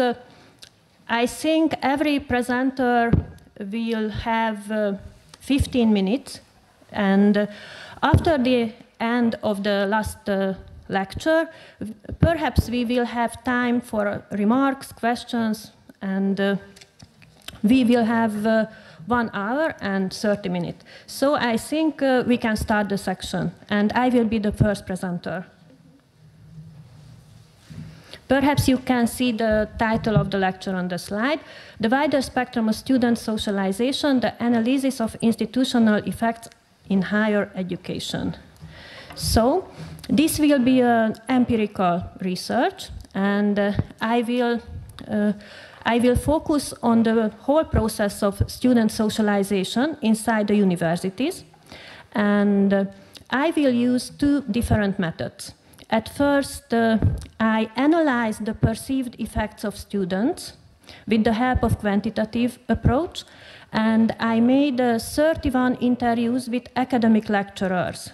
And this will be the second part of the empirical analysis, and this will be a qualitative techniques. And this is the framework of the presentation: introduction, theoretical background, methodology, empirical findings, and after that a very short conclusion. And it's about the introduction. I think the student socialization is a very current issue in the field of educational research, because the whole structure and the whole framework of higher education was changed after the millennium. And if we go through the elements of scientific literature, we can see that the vocational dominance became more and more significant. But I think that the student socialization process does not focus on the vocational elements, because the shift of students can be more wider. And this transformation can belong to the habitus, the language, the high culture consumption, and so on. And this analysis, during this analysis, I try to reach the whole country, so this will be a nationwide research in Hungary. And it's about the theoretical frameworks. The starting point of the theoretical framework were the different models of student socialization. You can see the model of Weidmann on the slide, but we can find another models, naturally, in the different books and articles. But I think these models are relatively unified and one direction. And I suppose that the universities are full of different subcultures, and we can distinguish the different effects on higher education and not only vocational elements. As I have mentioned, vocational elements and aims became more and more significant. You can see the explanation on the slide of this process. For example, the educational policy, and this is very typical in Hungary at this moment. The financial resources of the universities, the applied research projects became more and more frequently used methods, the expectation of students. So we can distinguish a lot of explanations. But on the other hand, we can see that the efficiency of the student socialization and the efficiency of the universities seems to be decreased after the millennium. And what can be the explanations of this lower efficiency? You can see the possible causes. For example, the paid work of students. This is a very important thing. The commuter in universities. And the mediatization, and naturally the COVID disease. The COVID disease was formed in more detail in the student's life. And it's about the situation of the lecturers. Because the lecturers can be the starting point, one possible starting point of the whole socialization process. But in the field of the professions of the lecturers, we can find a lot of transformation, a lot of. You can see the explanations, for example, the new type of leadership of the universities after the millennium, the marketization, the globalization, and the academics have that feeling that this is an increased workload after the millennium.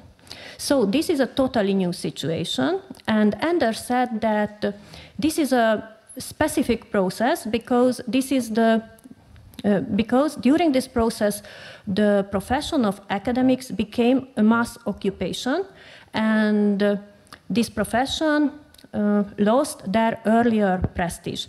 The academics sometimes have that feeling that they are burnout and they are in alienated situation, and they feel a very wide gap between students and the university, and students and lecturers. And it's about the methodology.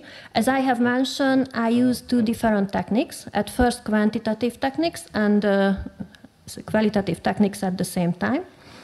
The quantitative empirical data come from a nationwide analysis. You can see perhaps the name of the research. It was the Family and Career Project from 2017. And the number of the respondents was relatively high, and we could reach 11 institutions in the whole country. And you can see the details which belong to the sampling method. It was a long questionnaire, but I could put in a two-question block in the last page of the questionnaires. And I tried to analyze the effects of the institutions, what students perceive. And I run means factor analysis and linear regression model. And it's about the methodology of the qualitative part. I made 31 interviews with lecturers, and these lecturers come from 12 disciplines. You can see fine arts, medicine, agronomy, law, and so on. And you can see the codes of the cities. And I tried to reach the whole country. It was a long interview with a long outline, but I will focus only two things. And I have got two analyzed questions. In what way can the university shape students? And what content would you like to transmit to students during the teaching process? So I try to analyze the intentions of the lecturers, and I identified the parts of the interview text, and I run content analysis. And so I created categories. And it's about the empirical results of the quantitative part. You can see the items, the list of the items on the slide. And with the help of these items, I try to measure those effects which students perceive inside the universities. The competence in the field of your own discipline was in the first position, and the knowledge of the scientific literature was the second. These items belong to the vocational elements and vocational effects, but I suppose that the effects of the universities are more wider. And as we can see, after these vocational elements, the benevolence and beauty, general knowledge, consumption of high culture, and critical thinking, and so such items comes which are beyond the limits of vocational elements. The macrostructural items are located at the end of the list. So the effects of intellectuals, those effects which belong to the social group of intellectuals seems to be decreased or not so important in the case of universities. But all these effects students can perceive. This is very important. With the help of these items, I made a data reduction with factor analysis, and I identified 3 different factors with the help of these 16 items. The first was the public-oriented factor, And you can see the red elements of the public-oriented factor. For example, participating in public debates, mediation between social groups, and so on. The second factor was the helper and mediator factor. I think this is clear-cut. And after that, the professional and research-oriented factor. These factors were identified with the help of the items. And I tried to analyze, with the help of regression model, linear regression model, which factors can form the effects or the patterns of these factors. You can see the independent variables. Perhaps, okay. These are the independent variables: gender, type of the settlement, county town, capital city, the parental educational level. These variables belong to the socio-cultural background of students. And I analyzed the integration of students in the universities and the different disciplines, master course, bachelor course, and so on. And you can see the significant relationships with red. But I think the most important thing that the effects was formed by several factors. And these effects are not unified. And it's about the qualitative part. As I have mentioned, I recorded 31 interviews with lecturers. And I would like to analyze what contents these lecturers would transmit during the teaching process. I identified the parts of the text, and with the help of this quotation, I created categories. You can see the list of the categories on the slide, and this is a quantitative approach. For example, the consumption of high culture, language and behavioral components, critical thinking, moral elements, and so on. So these were the intentions of lecturer. And the consumption of high culture was in the first position. Language and behavioral components, and so on. You can see the positions of the items. And I could identify those techniques with which these lecturers try to transmit these elements. For example, the use of the literary text, visits to galleries, social events, and so on. Okay? And these are the barriers of the transmission. As I have mentioned, the lecturers have sometimes that feeling that they are in alienated situation. And there is a huge gap between lecturers and students. So I tried to identify those barriers which limited the effects of the lecturers and the effects of the universities. I created 3 categories. At first, problems which derive from the secondary education. And I have to tell the truth, in Hungary we have got a lot of problems in this field. For example, the lower level of reading, lower level of writing, mathematics, lower number of classes in science, and so on. The second group was the working method of the institution and the features of students' life. For example, the high rate of paid work in the case of student population. The teacher-fronted teaching style. This can be a huge barrier, for example, in the field of communication between lecturers and students. The commuting and the whole mass higher educational system. And the third group was the feature of the young cohorts due to the mediatization and so on. To sum up these opinions, these attitudes and experiences were rather negative. And this is the conclusion. So I think the effects of the universities are very complex. And if we would describe this whole process, we try to reach those elements which are beyond to the vocational barriers. And the effects are embedded in several factors, socio-cultural factors, the features of the universities, the disciplines, and so on. And only 4 lecturers can be described with pure vocational pattern. So the lecturers have generally wider intentions. And this is the end of my presentation, and thank you for your attention.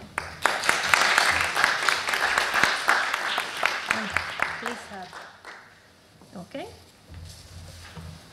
And our second presenter will be Gregor Zagodova and Eva Gurba from Poland. Okay.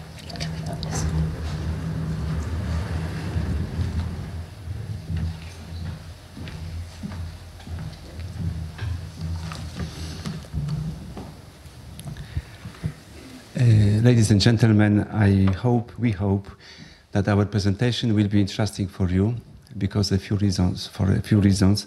One of them is the fact that our research was conducted among you. So some of you were involved in this project.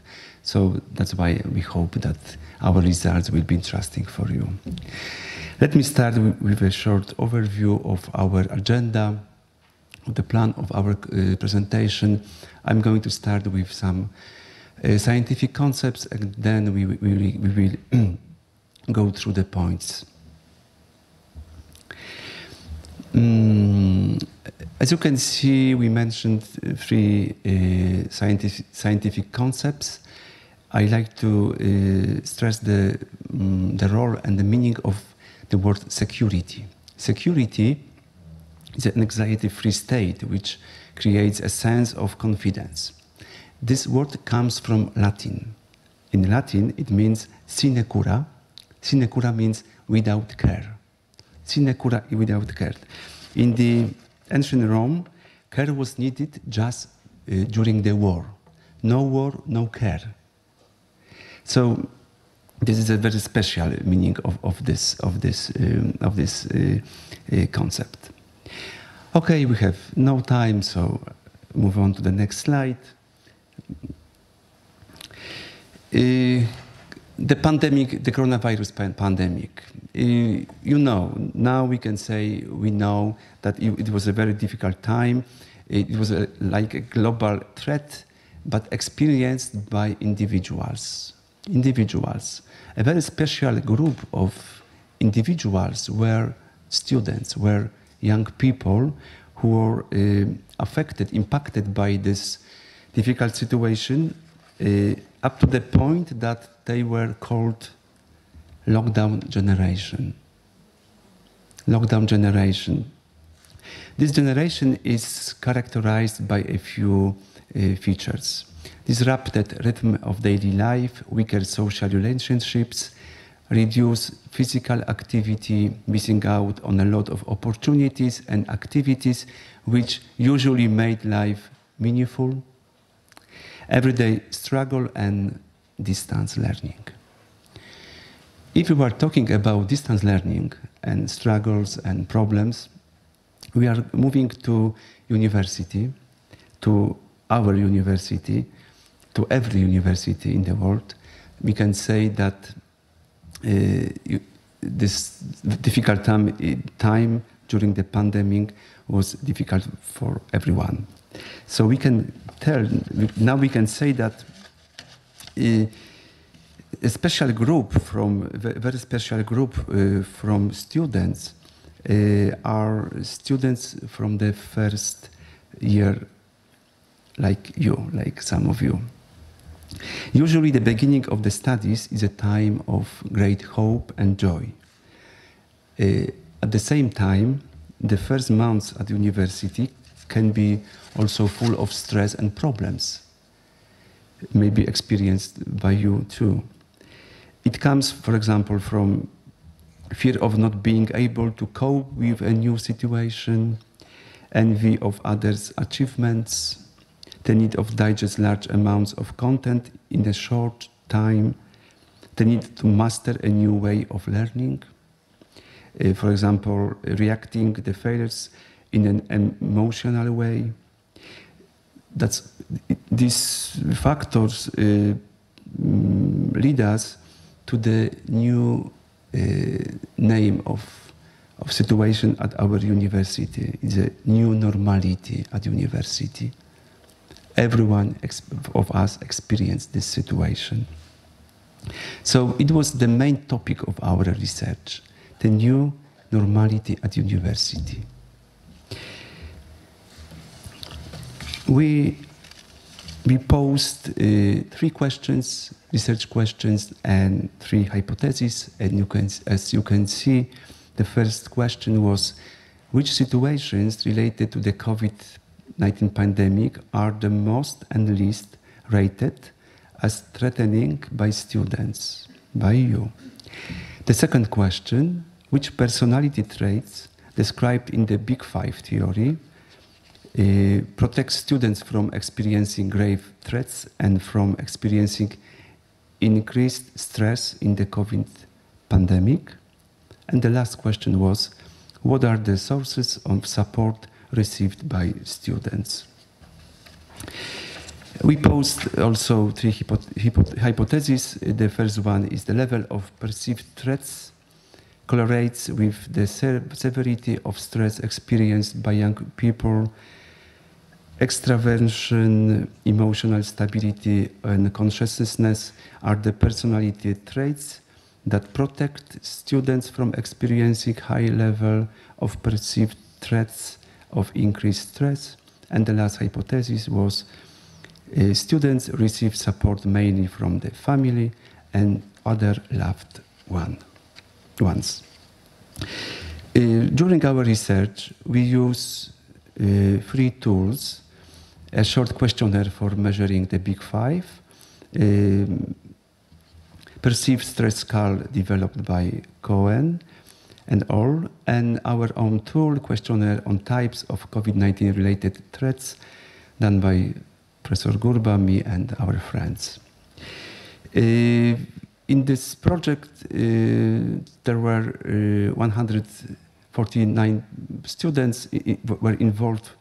This number of students from our university, and the time of conducting the study was February 2021. Now we are going to show you the results of our research, so I ask my friend, Professor Eva, to continue our presentation.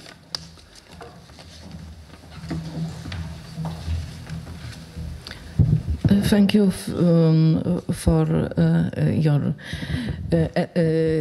invitation for me, and thank you for your introduction, Professor Grzegorz. Now I will present the results and some reflections about these results.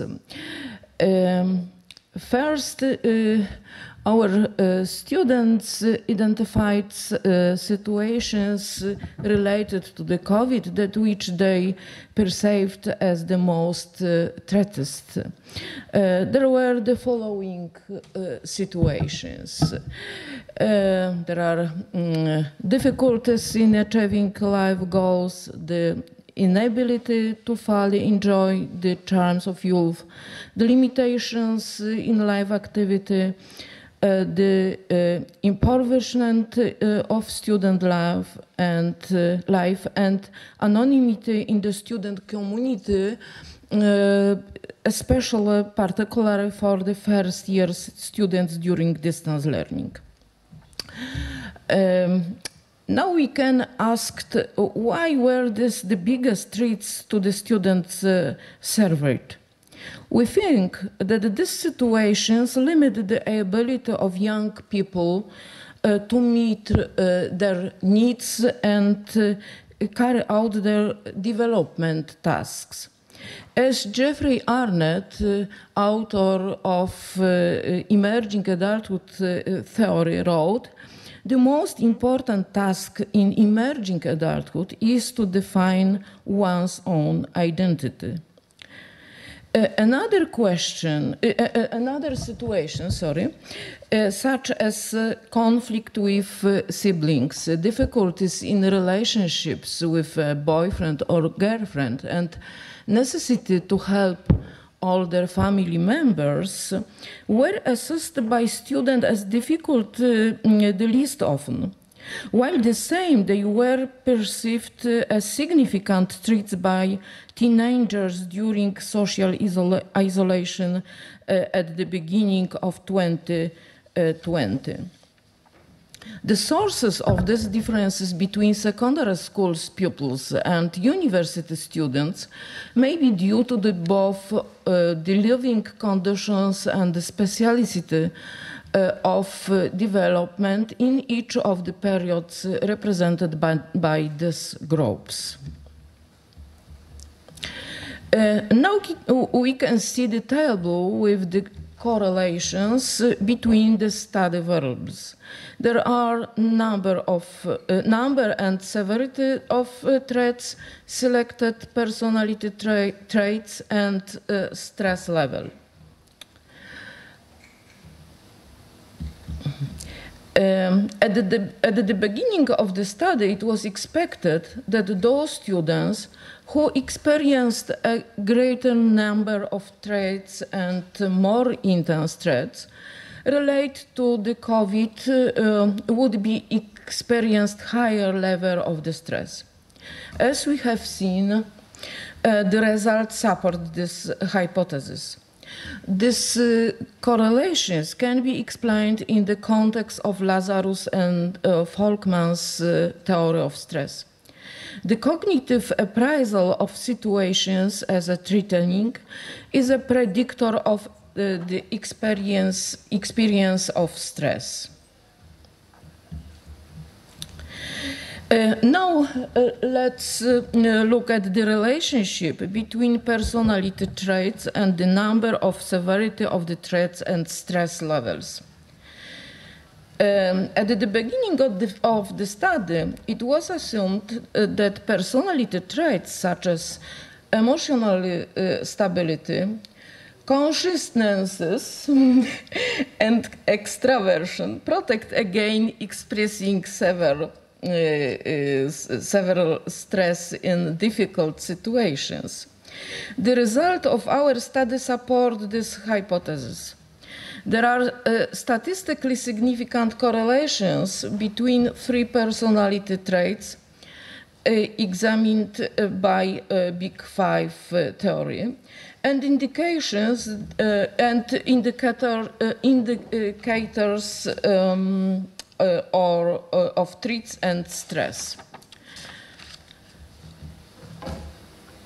Emotional stability is the most strongly negatively correlated with the number and intensity of threats and the level of stress. Emotionally stable individuals have the ability to control their emotions, which helps them in dealing with the difficulties and experiencing stress. Concurrently, emotional stability can foster closeness in social relationships. These relationships, in turn, provide support and protection against increased stress and may contribute to young people experiencing fewer pandemic threats. Individuals who are more conscientious were less likely to experience threats and experienced less severe stress related to COVID pandemic. Conscientious individuals have clear-cut goals. These persons are characterized by strong determination and take their responsibilities seriously, which means they can view difficult pandemic situations as challenges that motivated them to take action, which consequently leads to lower stress levels. Extraversion is negatively correlated with the level of stress on the COVID situation. Extroverted people usually have an extensive network of social relationships that can provide support in difficult situations and thus protect against expressing severe stress.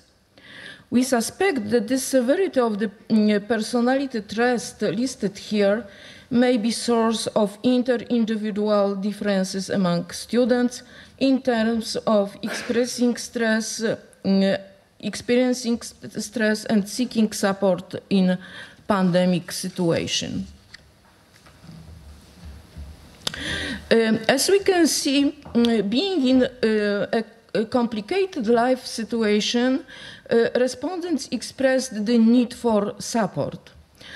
In their opinion, the great support was expressed from friends, mother, sibling, and romantic partners. The student most often mentioned a friend and mother as a pupil, people from whom they received support in the difficult situations of pandemic.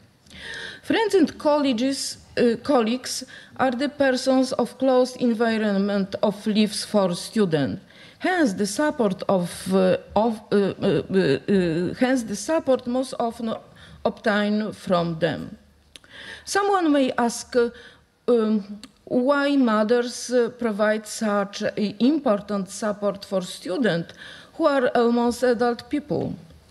The result of many studies indicate that at different stages of life there are strong bonds between mother and child.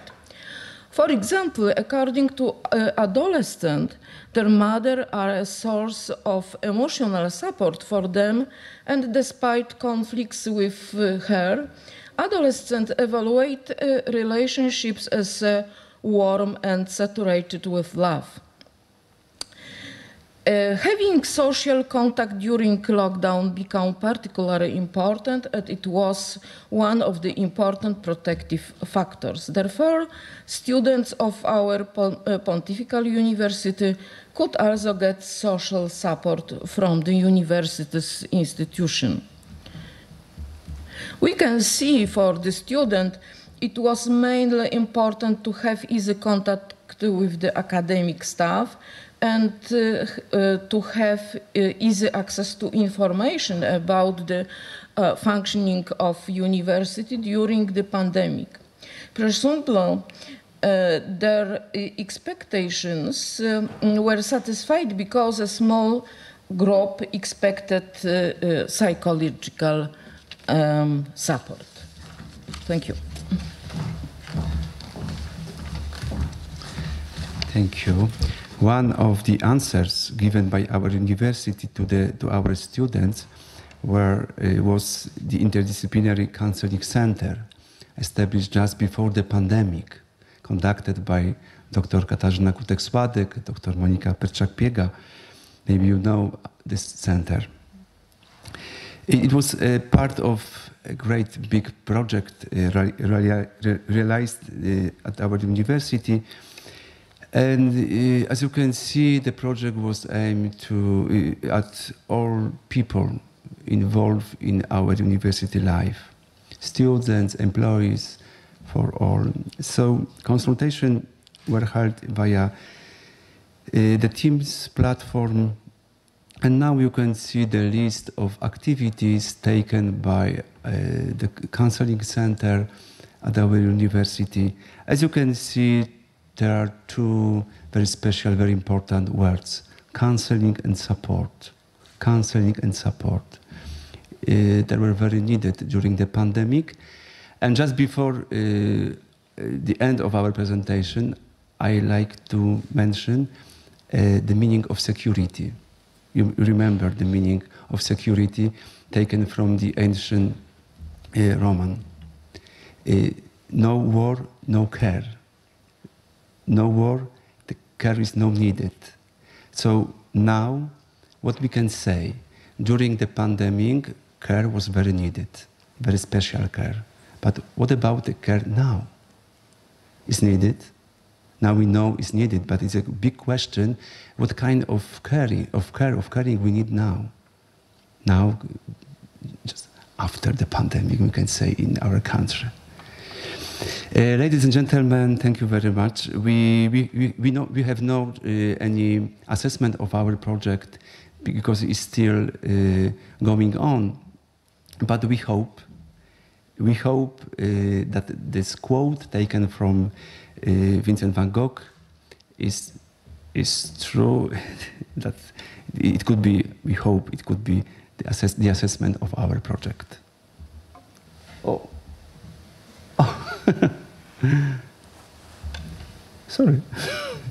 Have you seen this, the last voice? Okay. What is done in love was done well. This is, we hope, the assessment of our project. Thank you very much for your attention. Thank you. Thank you very much for your very interesting presentation. And Csanád is here with us, so he will be the next presenter.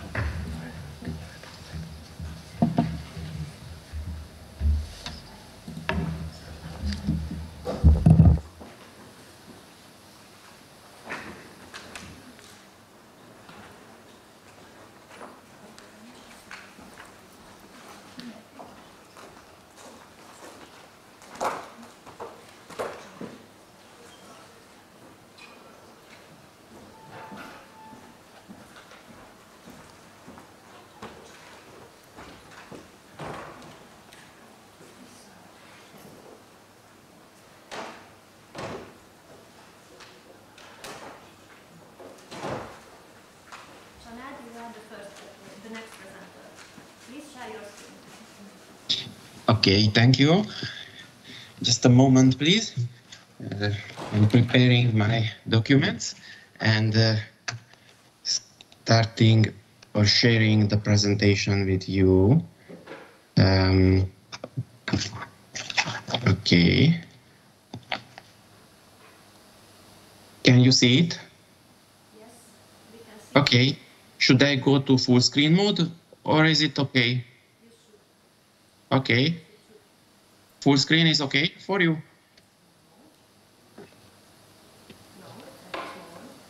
I am full screen mode.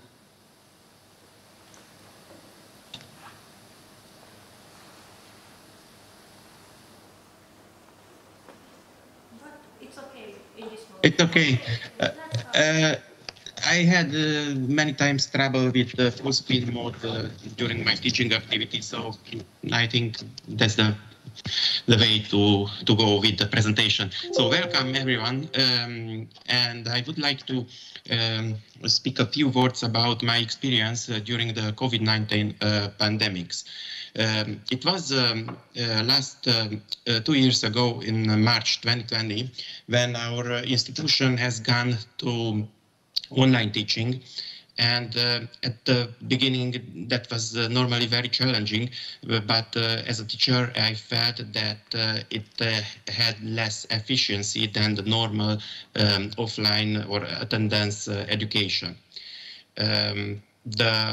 This is the context of this experiment. What were my intentions and my reasons to create educational or tutorial videos? I wanted to compensate the educational losses, and I had 3 reasons. These are my reasons. According to my knowledge in psychology, the more different formats we use, the more efficient the delivery of information or of content. The second reason was that young people are used with online content, and especially video content, due to the impact of social media. And the third reason that I have observed that the habits of people of getting information has changed. The online press, for example, is offering more and more video content instead of written articles. There is also a theoretical background of this kind of activity of tutorials, which is represented by the Schramm's communication model, which was transposed by me to the online conditions.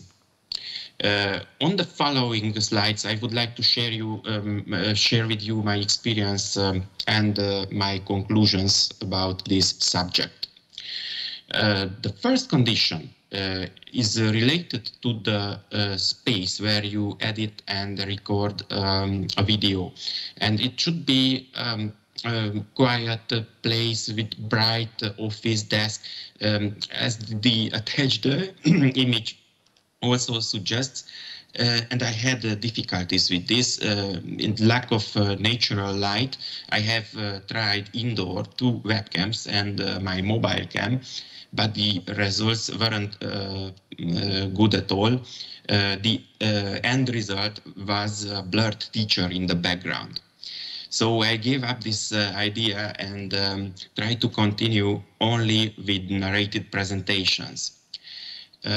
Further requirements are related to the hardware and to the necessary software. About the hardware, I wasn't too confident with the end result of my work, and I didn't want to start with spending a lot of money on equipment. So I have purchased only a good microphone, which turned out to be extra sensitive to any background noise. So there was necessary a software filtering. The second problem that I didn't had any previous experience with audio and voice recording, so I have documented on the internet, and after experimenting with a number of freewares, I have chosen the Audacity for audio tracks and KDN Live for video editing, because as it turned out, it's better to record the audio tracks separately and the video tracks at another time. Just to make it clear, I'm not advertising anything, because both of them are completely free software. At the first time when I edited the audio track, it turned out that my speech has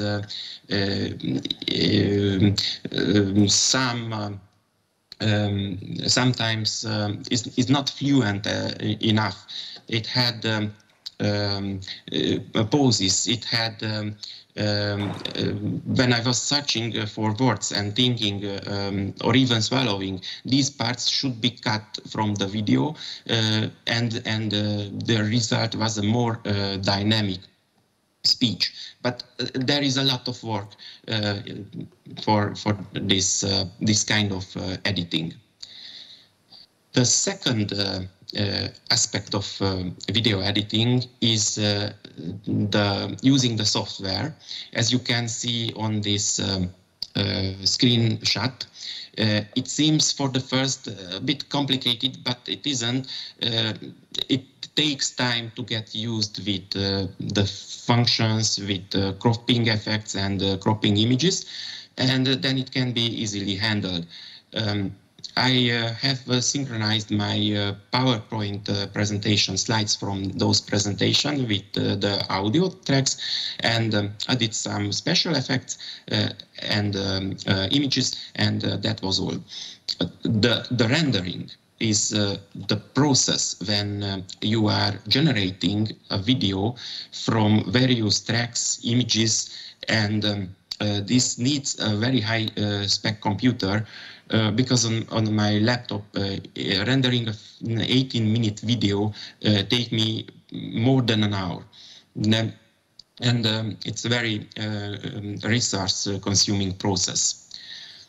And there is another issue. If you want to make good quality videos, you must add there some images and music effects, maybe background music. And in order to do that, you must do a lot of search on the internet to get royalty-free, not copyrighted content. And this is also very time-consuming. the copyright issue should be also mentioned. This is the warning which I am placing at the beginning of each of my videos. But once a video is sent to the students, you don't have any further control about it. So to prevent the unapproved sharing, I have made this warning. But there is no guarantee, and I must be aware that my videos can be met on any internet platform at any time. So the quality must be more than acceptable. It must be a high quality work. And the second thought about this issue, about copyright issue, you should be fully confident that not a single part of your video could be a meme on the internet, because it would be embarrassing.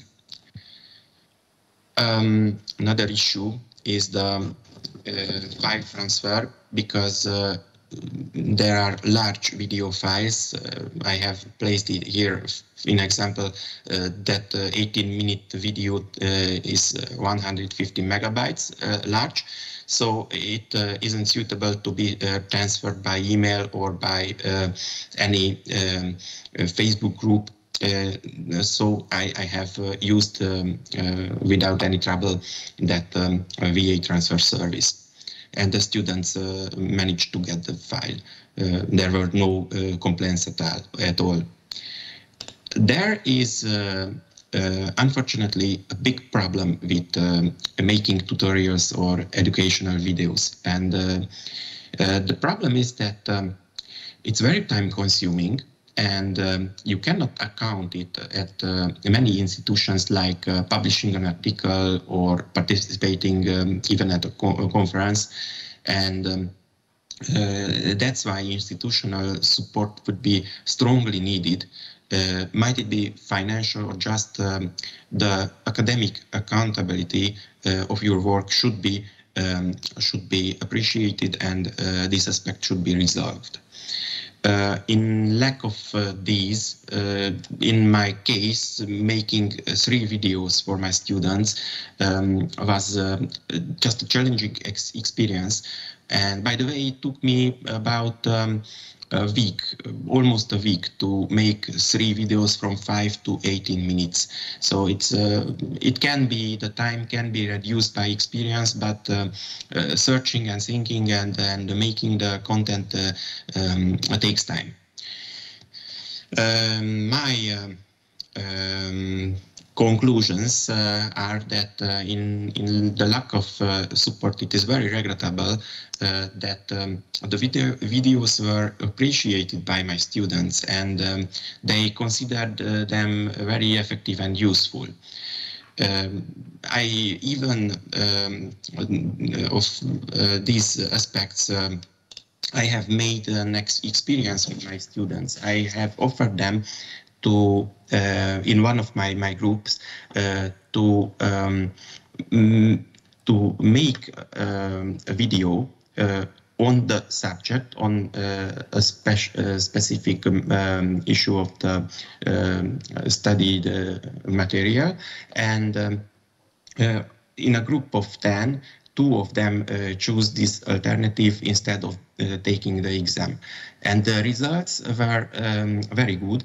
The students, the 2 of them, managed to make really good quality videos, and the second conclusion of mine is that editing can be learned almost by everyone, and it takes exercising experience. That's the culprit. So that was, in short, my experience with this kind of this method of teaching. And if you have any questions, then I'm trying to respond to them. Thank you for your attention. It was a very interesting presentation, thank you. And our next presenter will be Emese Alter from Hungary. Okay, can you hear me? Yes, we can hear you. Okay, yes, I'm trying to. Can you see it? Just a moment. Yes, we can see. Okay, then I think I'm stuck. Okay, thank you. Okay, welcome everyone. I am Emese Alter from the University of Debrecen, and today I would like to give you a short presentation on one of my recent researches, and the topic is the socio-demographic background and academic preparedness of STEM applicants in Hungary. And first of all, I would like to briefly present you the theoretical background of my study. But before that, I would like to tell what the acronym STEM stands for. It stands for super discipline in higher education, namely science, technology, engineering, and mathematics. And now let's see the theoretical background. I would like to talk about the effects of the expansion of higher education. As I think we all know, after the expansion, masses of non-traditional students entered the higher education system, and this led to a change in the functions of higher education. Before the expansion, mostly it was a place for elite training, but with non-traditional students, there were a lot of new expectations from policymakers and the students themselves, because the students and policymakers wanted the higher education students to have a profession that can be useful in the job market. And I argue that the expansion affected the student composition of STEM fields significantly, because these fields are very closely linked to the labor market and the expectations of the labor market. So I argue that there might be a lot of non-traditional students studying in STEM fields. The other topic that I would like to talk about is the role of individual factors in dropout. Dropout or student attrition is a very important topic in STEM research, because there are very high attrition rates in STEM fields. And individual factors leading to student dropout might be unfavorable academic performance, differences and tension between individual and institutional norms and attitudes, insufficient commitment to the institution and college completion, and low levels of integration with the institution's academic and social systems. And newer theories also put a great emphasis on the challenges of non-traditional students, namely the lack of financial and cultural capital, and their role in the attrition of these students. So based on these theories, I have three hypotheses and one research question. I hypothesized that the rate of students living in big cities or the capital and the rate of students coming from a high school that does not give vocational training, so grammar school, is lower in STEM fields than in non-STEM fields, while I also hypothesized that the rate of underprivileged students is higher in STEM fields compared to other fields. In my second hypothesis, I assumed that the total application score and the rate of students having a language certificate and the rate of those who took an advanced level matriculation exam is lower among STEM students than non-STEM students. And in my last hypothesis, I assumed that those who come from a vocational high school or have a vocational training certificate are overrepresented among STEM students. The reason behind this hypothesis is that in Hungarian vocational high schools, a lot of programs are somewhat connected to STEM. And I have one research question regarding the main predictors of choosing a STEM field.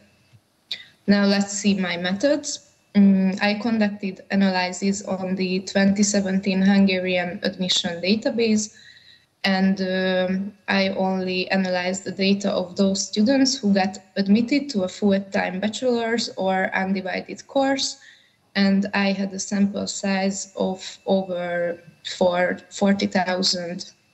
And as you can see, most participants got accepted to a bachelor's course, and there were a bit more female than male in the sample. Now let's see the results. First, I analyzed the type of permanent residence of STEM and non-STEM students using a chi-square test. And as you can see in the figure, those living in villages and small towns are overrepresented in engineering, but contradicting my hypothesis, they are not overrepresented in science and technology. Now, secondly, I analyzed the type of high school class of STEM and non-STEM students, and our results are in line with my hypothesis, because those who come from a vocational high school were overrepresented in engineering and technology. After this, we wanted to see the rate of underprivileged students in STEM and non-STEM fields, and here we also got results contradicting our hypothesis, because underprivileged students were overrepresented in non-STEM fields, so STEM students are not underprivileged. Now let's see the rate of students having one or more language certificate in STEM and non-STEM fields. Here we also get results that contradict our hypothesis, because those who have at least one language certificate are overrepresented in all STEM fields, so in technology, engineering, and science as well. And this means that STEM students might have an advantage in terms of having a language degree. Okay, now let's see the rate of students who took the advanced level matriculation exam. As you can see here, in this case, we got results that kind of are in line with our hypothesis, but not in the case of science, because you can see that those who took the advanced level exam are overrepresented in the case of non-STEM students and science students. And it is very important to note that the advanced level matriculation exam became compulsory for everybody who wants to enter higher education in Hungary since 2017. So this might mean that that this decision led to technology and engineering becoming less popular, because as you can see here in the figure, students entering these fields did not take this exam in such a high rate than in other fields. Okay, now let's see the rate of students who have a vocational training certificate in STEM and non-STEM fields. As you can see, the results are in line with our hypothesis, because those who have this certificate are overrepresented in technology and engineering, and this might be a big advantage for these students, because mostly vocational training is usually connected to STEM fields, so these students might have professional experience when they enter the higher education system. After this, we used variance of analysis of variance to see if there is any difference in the application score of students who got accepted to different fields. And we can see that there's a significant difference in the total application score by field. As you can see on the figure, students who got accepted to science and non-STEM fields had higher scores, while those who got accepted to technology and engineering had a significantly lower score. This might mean that technology and engineering students had a lower level of academic preparedness, but it might also mean that that these were not as popular fields and there wasn't as big of a competition to get accepted to these fields. And lastly, I would like to talk about the results of binary logistic regression. As you can see, we wanted to find out which are the significant predictors of getting admitted to a STEM field. And as you can see in the table, all variables in the model have a significant effect, but the main predictors are gender, having a language certificate, and having a vocational training certificate.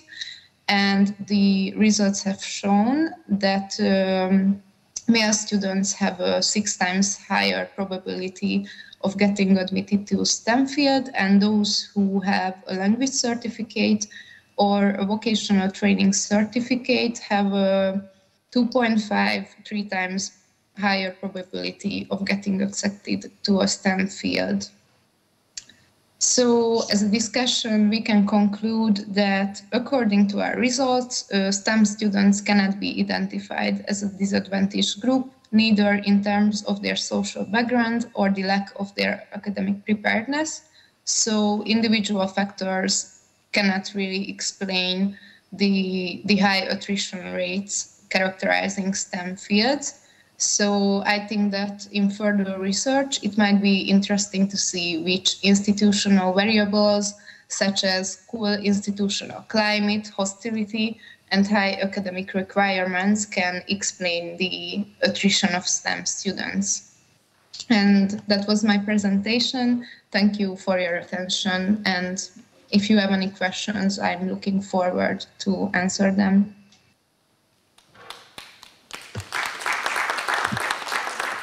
Professional. And our last presenter will be Csilla Réthati from Hungary.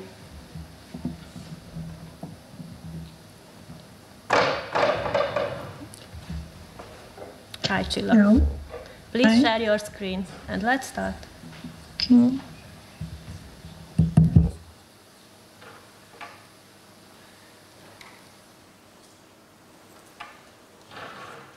Can you see my presentation? Yeah. I would like to welcome you my presentation on vocational school measures to reduce early school leaving,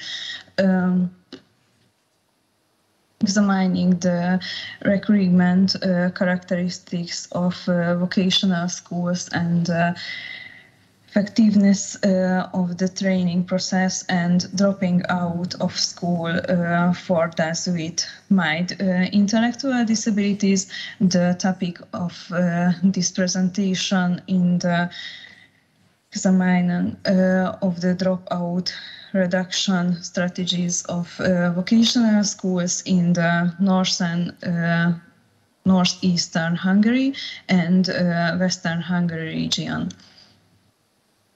In their research of family background and primary school performance, Kertesi and Kézdi found that increasing segregation resulted in lower quality education, which further worsens the chances of disadvantage students in for their disadvantage, along with the increase in the population for Romani peoples in schools.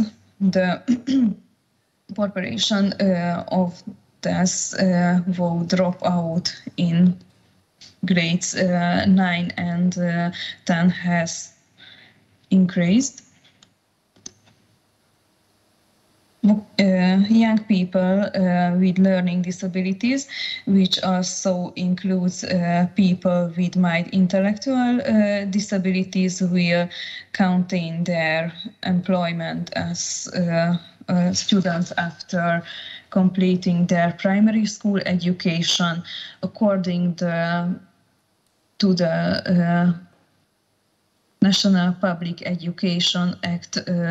The type of school we study for the purpose of secondary education of students with special educational need. The vocational school prepares students who are unable to progress with other students to their special educational needs. It is difficult that the performance of vocational training and special education tasks is currently carried out in parallel within the framework of the FEED, special education methodological institutions and vocational training institutions. Hypothesis. First hypothesis, dropout students come from disadvantaged families with low education, educated parents with available labor market activity. Second hypothesis, the leaders of vocational schools as well as the teachers working there try to support students at risk of dropping out by means of compensatory measures tailored to their needs. Our research was carried out in the disadvantaged region of northern and western Hungary, and we examined the vocational schools and vocational school departments of given region.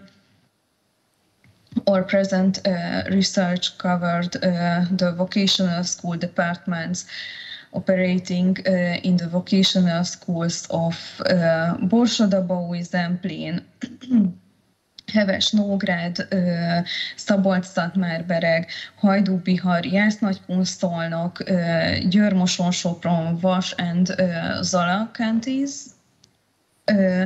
And within the framework of the UNIFEED Methodological Institution of Special Education, the research was counted in a total of 21 institutions, of which 5 vocational schools and 16 vocational schools department.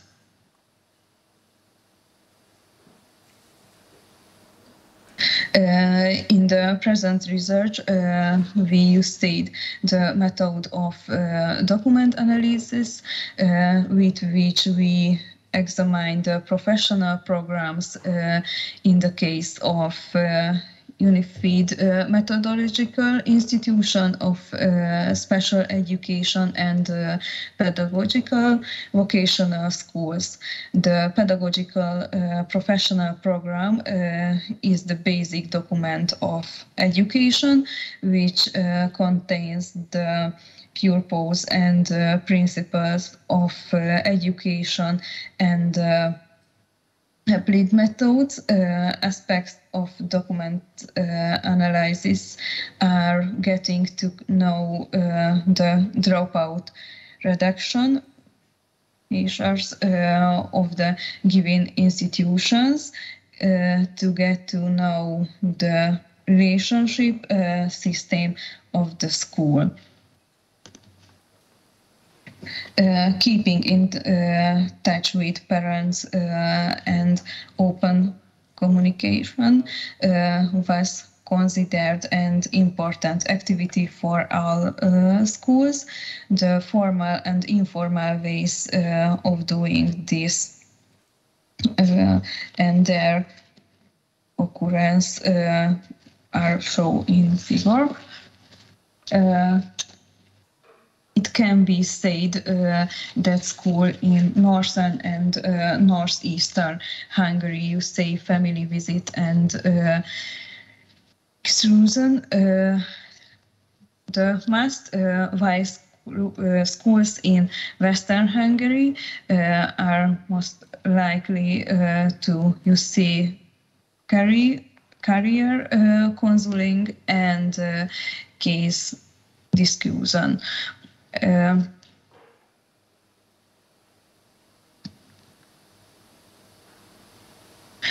The ways of compensatory measures and their occurrence are shown in diagram. The study room and schools are popular with sports clubs, cognitive and social skills, drug and crime prevention, the provision of scholarships, application to students and tutoring, vocational circles, mentors and cultural programs are typical of schools in northern and northeastern Hungary. Institution in Western Hungary tend to organize this. A parent club helps young people get a job and provides military care to help disadvantaged students. Our results show that schools try to solve the disadvantage on a large scale. The institutions have an extensive network of external contacts. Institutions in Western Hungary have much more complex relationship than schools in North and Northeastern Hungary. Institutions in Western Hungary cooperated with non-governmental organizations, primary schools, and external workplace. I proved my first hypothesis. The pedagogical program of each institution wrote that the majority of children attending their school come from disadvantaged social cultural backgrounds, mentioned in made of multi-generational employment, the pattern of non-grievance, low levels of education and cultural difference. I have actually proved my second hypothesis, or idea was apparently confirmed that although all but two schools had compensatory activities in all of the documents examined, we did not see that the pedagogical professional programs included measures appropriate to the severity of the difficulties discussed. Our research was hampered by the fact that not all the documents analyzed were informative. We came across documentation that contain only the mandatory elements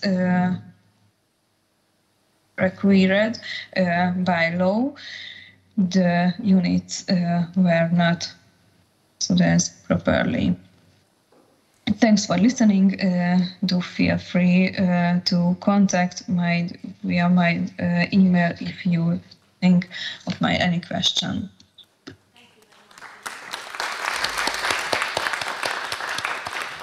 So it was our last lecture, and we had got a very tight timetable, but we have got only 2 minutes. So if anybody has question or remark, please don't hesitate.